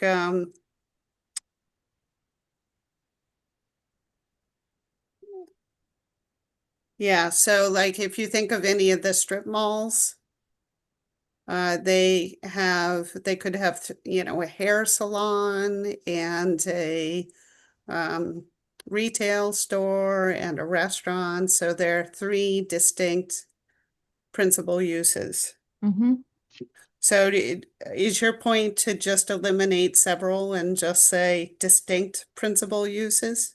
Yeah. Okay. Yeah, because when you go for a number, am I looking for a threshold? Am I looking for a minimum? Am I looking for a maximum? Right. If it's just multiple, then just leave it at that. It's fine. So do you want us to say multiple or just distinct principal uses?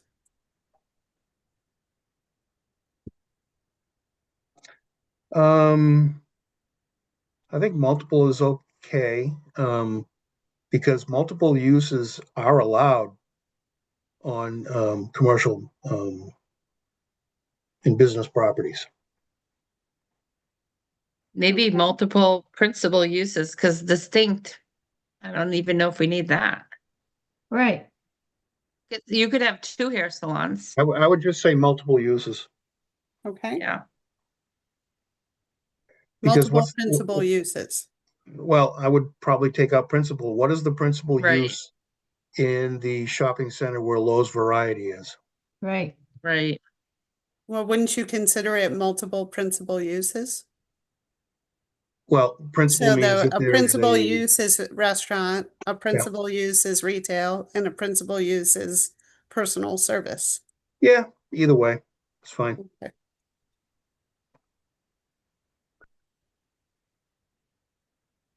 C2B. I mean, I do think it's important to establish the principal element because I've seen, I will say, gas stations turn into convenience stores. Yeah, but typically what happens with something like that is, the gas station, although it's still technically a retail, and where those are allowed, it's a retail use by right. And you can either use it as a primary or an accessory use. Um, so while, yeah, a lot of gas stations do turn into a, like a mini Cumberland Farms or a coffee grab and go type place, and it's certainly not unusual for that type of use, to have, an accessory or a dual use.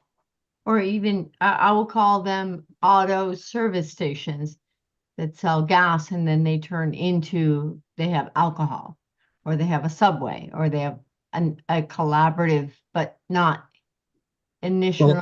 Well, it depends. If they're going to put in a liquor store, that's a different thing. Right. If they're going to, because it's not customary and usual for a Right. gas station. Right. So we'll say multiple principal uses. Yeah. Yeah. Okay.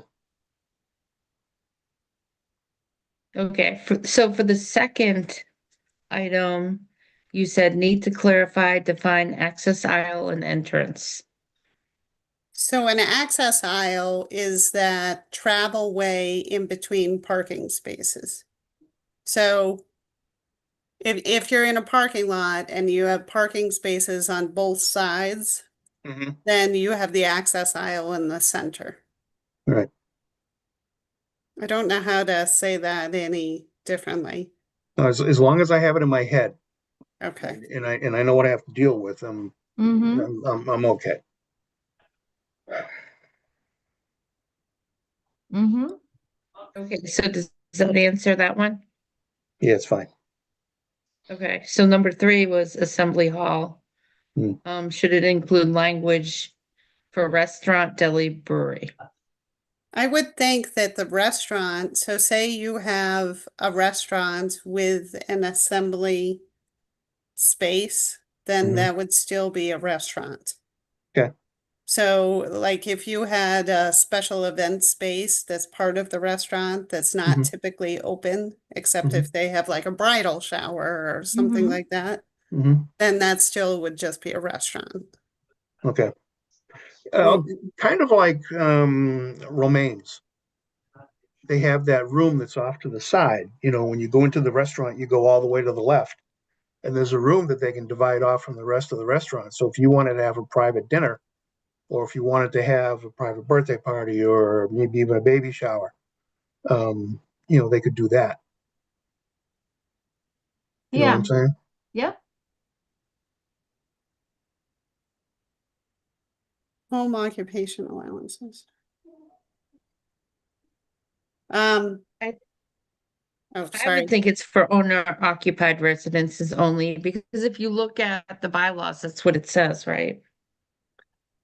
Yeah, so in those business districts, where we're proposing to allow home occupations. Mhm. Currently, they don't allow single-family homes.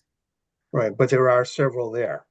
So it would be for those single-family homes that are grandfathered. Right.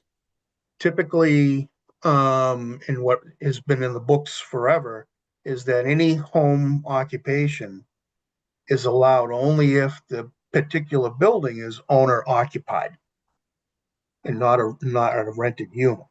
There's been several appeals to the ZBA to allow it. I think they've granted a couple of them. I don't know if that's something you want to address on a bigger global scale, or, I just need to know how this thing is going to be framed up in, in terms of opening up home occupations.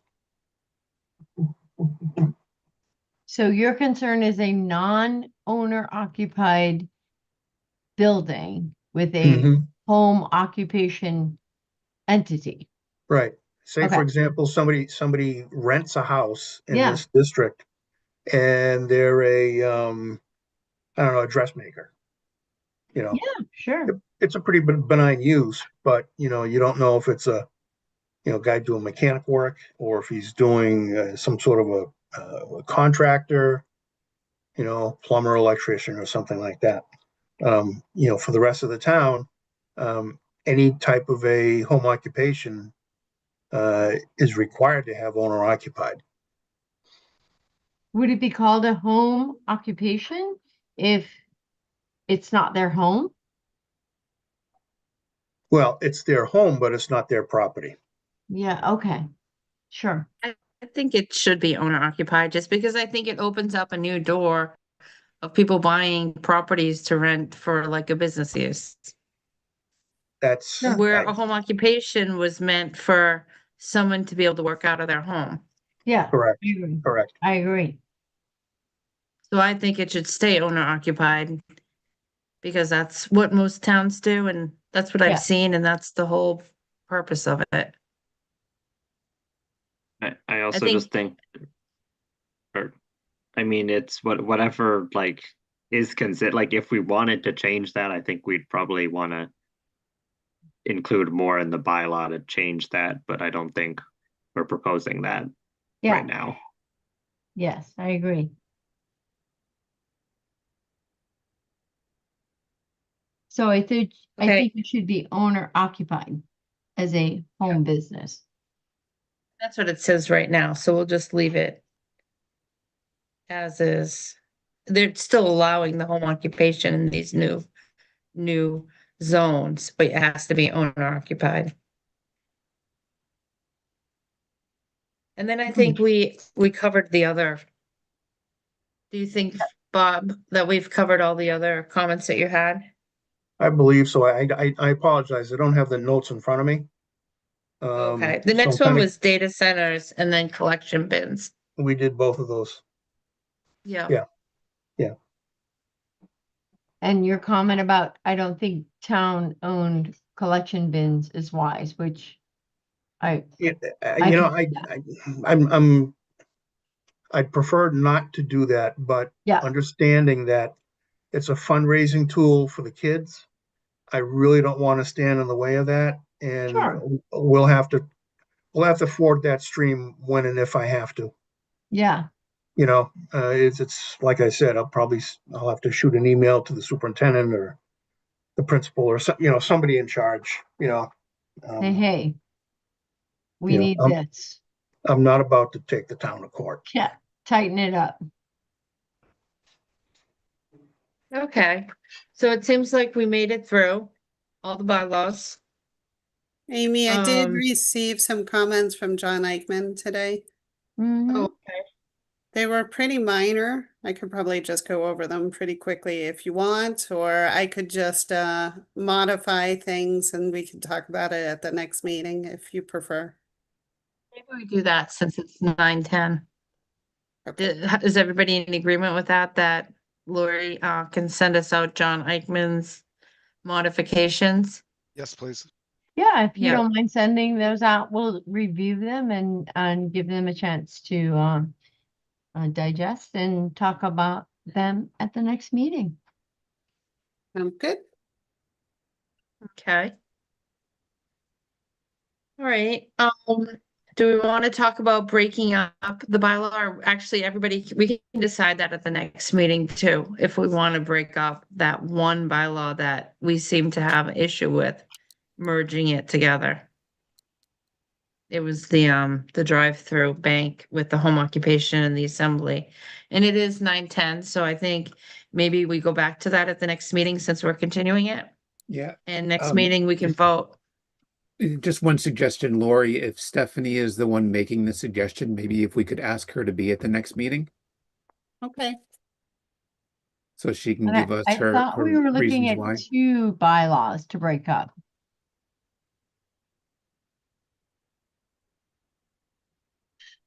The one I don't know, about I think, the hospitality overlay and And then the the banking. banking. Drive. Well, there's the The one, hospitality overlay is already broken up onto 2 slides. But it's one article. mm, So I think just the first one had to do with the births Yes, and the parking. parking. Yeah. And then there was the banking drive-through that was sort of cobbled with the hospitality overlay. That one was cobbled together with the assembly hall Yeah. and the home occupation. Okay. Where did the banking drive-through go through? The banking was, so it was it's the assembly hall, Yeah. home occupation, and drive-through window for the bank, all in a single article. Yeah. I'm not sure I'm good with that, but get a chance to Oh. review it. yeah, we'll review that at the next one. Maybe Lori, and maybe you already did, you could send us out the slides. Mm. Yep. I can separate out those slides tomorrow, and then you guys can see if you like that better. So I can do separate pictures. So it's easier to explain in the presentation, but still have them as a single article and see what you think about that. Mhm. Okay. That's good. Thank you, Lori, for Is it doing all of okay? that. I know it's not easy. Yes. Is it okay if I go on from the zoning bylaws? Does anybody else have anything to add? I see Lisa, you have your hand up. Is that something new to add Yeah. about the zoning bylaws? Yes, well, I didn't know about it. I thought we were going to also handle storage units, those railroad cars that are all over the town. What happened to that also being there? It didn't get reviewed in time for this year's town meeting, but maybe in the fall, What if we do a fall town meeting. what needs to be reviewed and what's the deadline? We started that in April, didn't we? Yep. So what were the questions on it? Bob and Lori were gonna review it. So Bob and Laura, what happened with it? The first thing to remember is that those containers are classified as buildings under the building code. And, it's going to be up to the boards to figure out how they want to treat them. Because the difference between that and a wooden structure is the fact that one is steel and one is wood. Mm-hmm. Without foundation, right? Because they're not put on foundation, they're just put on the ground, correct? You need to have something 600 square feet before it's on a foundation. Well, aren't those 600 square feet? Those railroad cars? No. And they don't require a building permit. They do. They do, but they don't have one. Well, under the zoning code, if buildings have been there for longer than 10 years, that should have had a building permit, they are deemed to be pre-existing non-conforming. Do we know dates on when they were placed? Yeah, just look it up in the GIS overhead photos.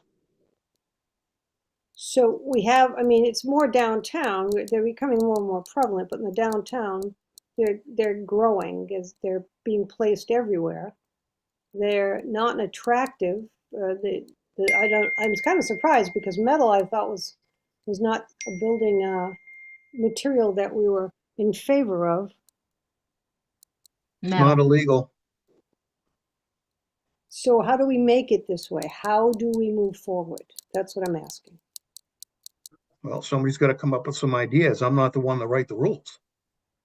I didn't think metal was an acceptable use of material. It absolutely is. Okay. I know one of the challenges that Metal I've roof? been tripping over is a lot of these shipping containers are used for other purposes, like she sheds.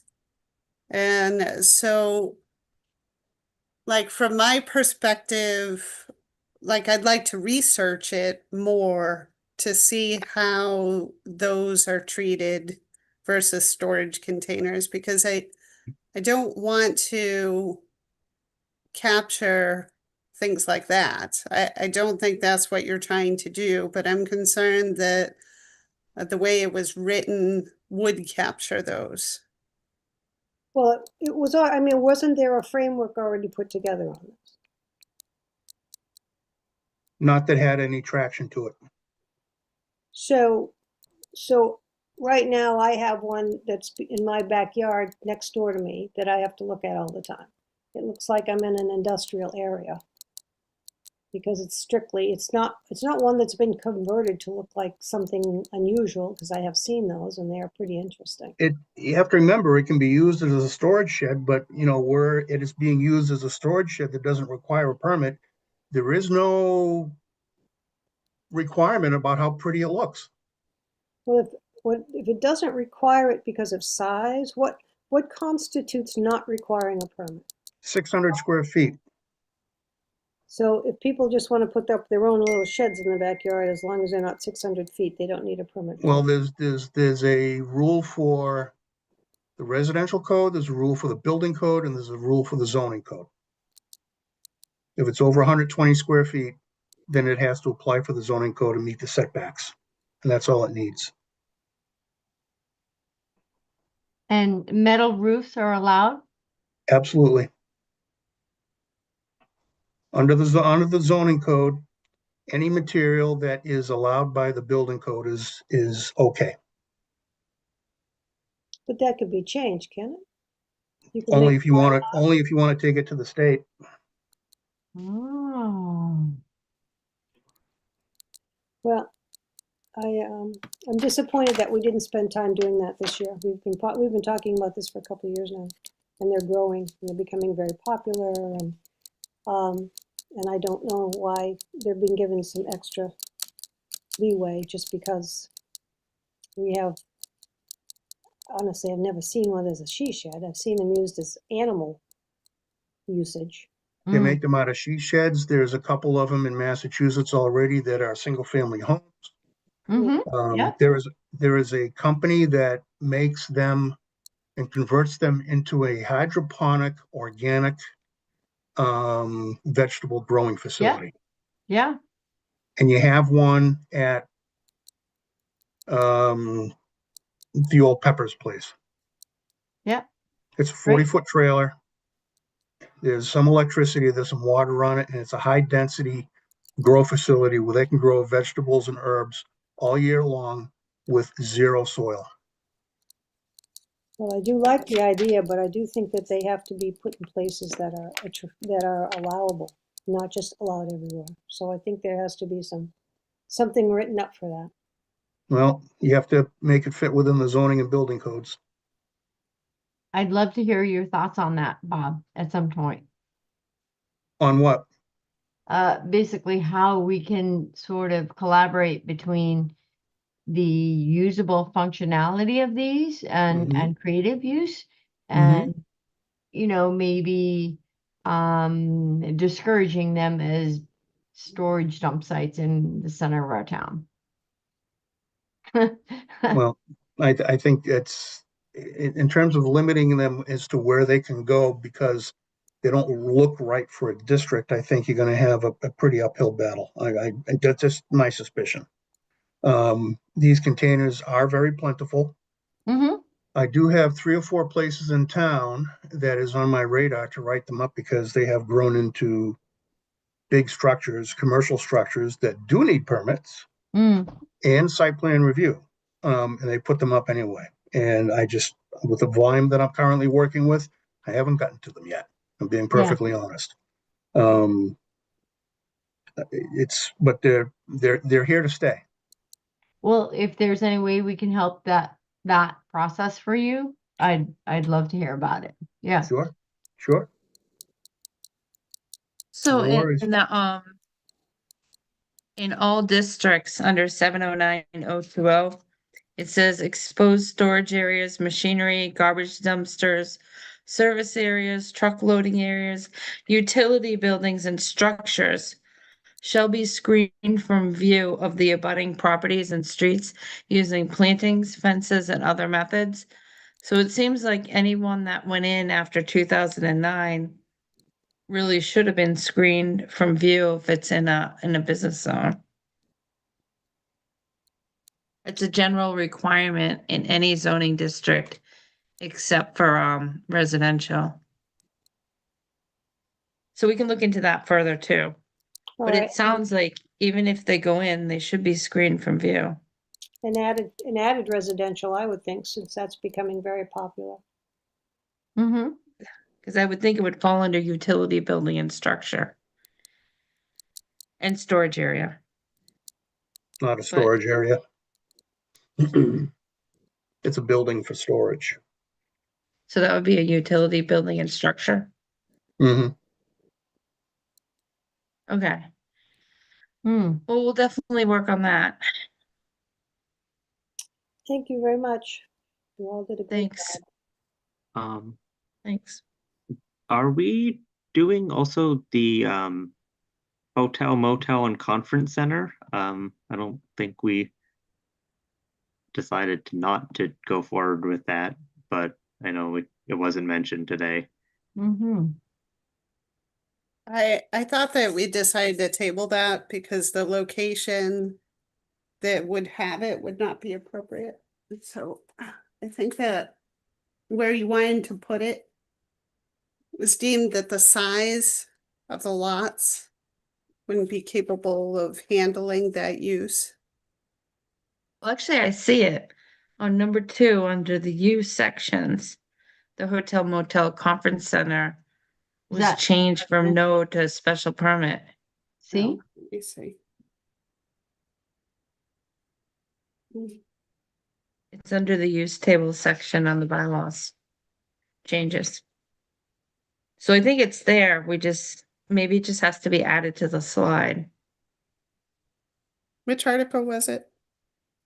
Looks like it was together with all of the use table ones. Oh, okay. Yeah, I missed that. Yep. So we went from no to ZBA, special permit. Okay, I'll add that to the slide. That's the one that Should that has be a all housekeeping of thing? the different things that you didn't like lumped together. Right?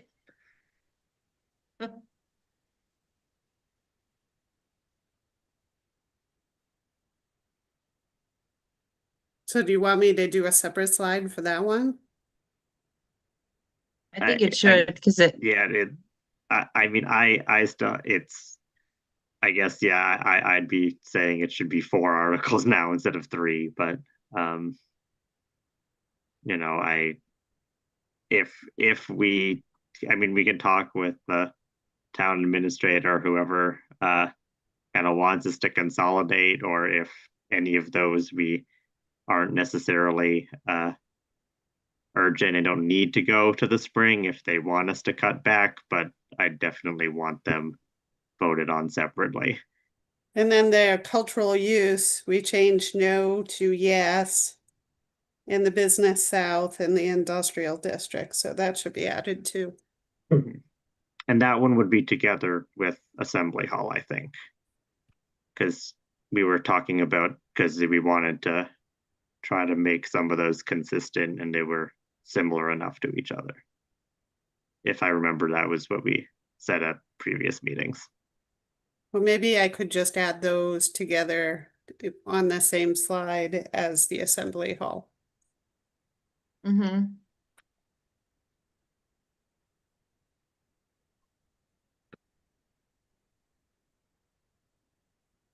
Okay. Good catch. Anything else? And we do have another meeting on this, so if someone goes back and finds something like that, you could just email Lori in between meetings. So next on the agenda is A&R's lot releases and bonds. We already did the partial release of the performance guarantee. Is there anything else, Lori? Nothing. Okay. And then we have the minutes for January 20th, 2026. Carter and I both had updates. I'm fine with the merged version. There was just one. I noticed there was a typo in the merged version. I think Zeiton was misspelled. I think it's the like last roll call vote at the bottom of the page. I just noticed you're that right. I think I before the noticed meeting. it a couple times. Mhm. Maybe Abby can double check Anthony's last name. There was also something about, if I could remember where it was.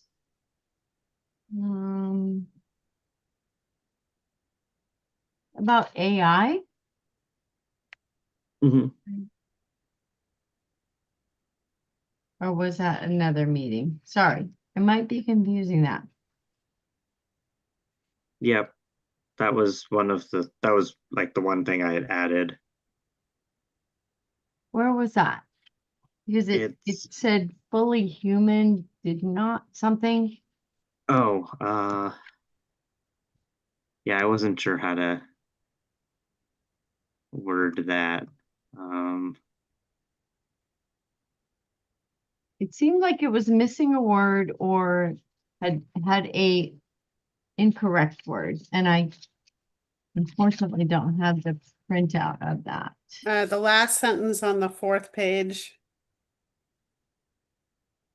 Member Brandon and Ms. Paretsky expressed concerns with using AI to write bylaws. Mr. Pierce and Ms. Paretsky explained how they used AI. Yep. Did not fully human writing and edited of the bylaws. Yeah, that doesn't That's really make weird. sense. No. It maybe did was should be is. Wait, I think I was like submitting this very like while I was in a class. I actually think it's supposed to be Member Brandon and Miss Milton, I believe. It was you who was the other one who mentioned that. And I think it did not fully replace is what I meant to say. Okay. Yes, that makes more sense. Missing a word. And I think it was Millie, not Amy, that was I couldn't also, remember, so I figured I better not question it. So what it was Mr. Pierce and Millie? Is Yeah. that okay? No, it was it's Member Brannon and Miss Paretsky who expressed concerns. Mr. Pierce and Miss Paretsky were explaining what they were doing with it, that they weren't using it totally to just write the bylaws. Oh. No, there's still some QA that has to happen. Yeah. For sure. But that sentence did not make sense. Yes,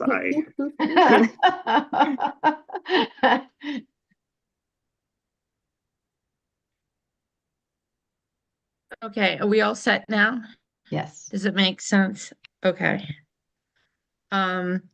So do I have a motion to approve the minutes of January 20th, 2026 as amended? So The moved. minutes. Second. Roll call vote. Bill Pierce, Aye. Anthony Zaitin, Aye. Millie Milton, Aye. Carter Brandon, Aye. and I'm an aye. So those are approved. Any subcommittee updates, or should we wait? It's 9:30. Next meeting, Lori, unless you want to. I just wanted to let you know that the selection committee has chosen Tetra Tech as the consulting engineer. And so we are currently working on executing a contract. Super excited to have them on board. I think they'll be a good fit for us. They bring the full complement of services, including transportation and engineering. So that will be helpful, I'm sure. Tetra Tech for what? They are going to be our consulting engineer. So essentially our new town engineer. Okay. So on a project by project basis. So we will be getting a cell tower filing within the next few days. So they'll be able to review that application. We don't have that skill set in-house, so that will be good. And then today we also received a filing for a new industrial building at 20 Barefoot Road. It's already gone through design review committee. So that's another application that they can help us out with. Replacing basically Fred. Pretty much, yes. Okay. Mm. Okay. Any other subcommittee updates? Or I mean, I didn't make the last open space committee meeting, but I watched it. And I mean, there are a few properties that the open space committee is looking at to potentially either the town buying parts of it or some kind of conservation thing. I know there's one big one that's abutting Edmund Hill. And then I know there's been conversations about the Indian Meadow golf course, which is probably going to be sold at some point in the next several months. How much of that is in Northborough? A lot of the golf course itself is in Northborough, but then like the building is in Westborough. Right. Okay. Interesting. Okay.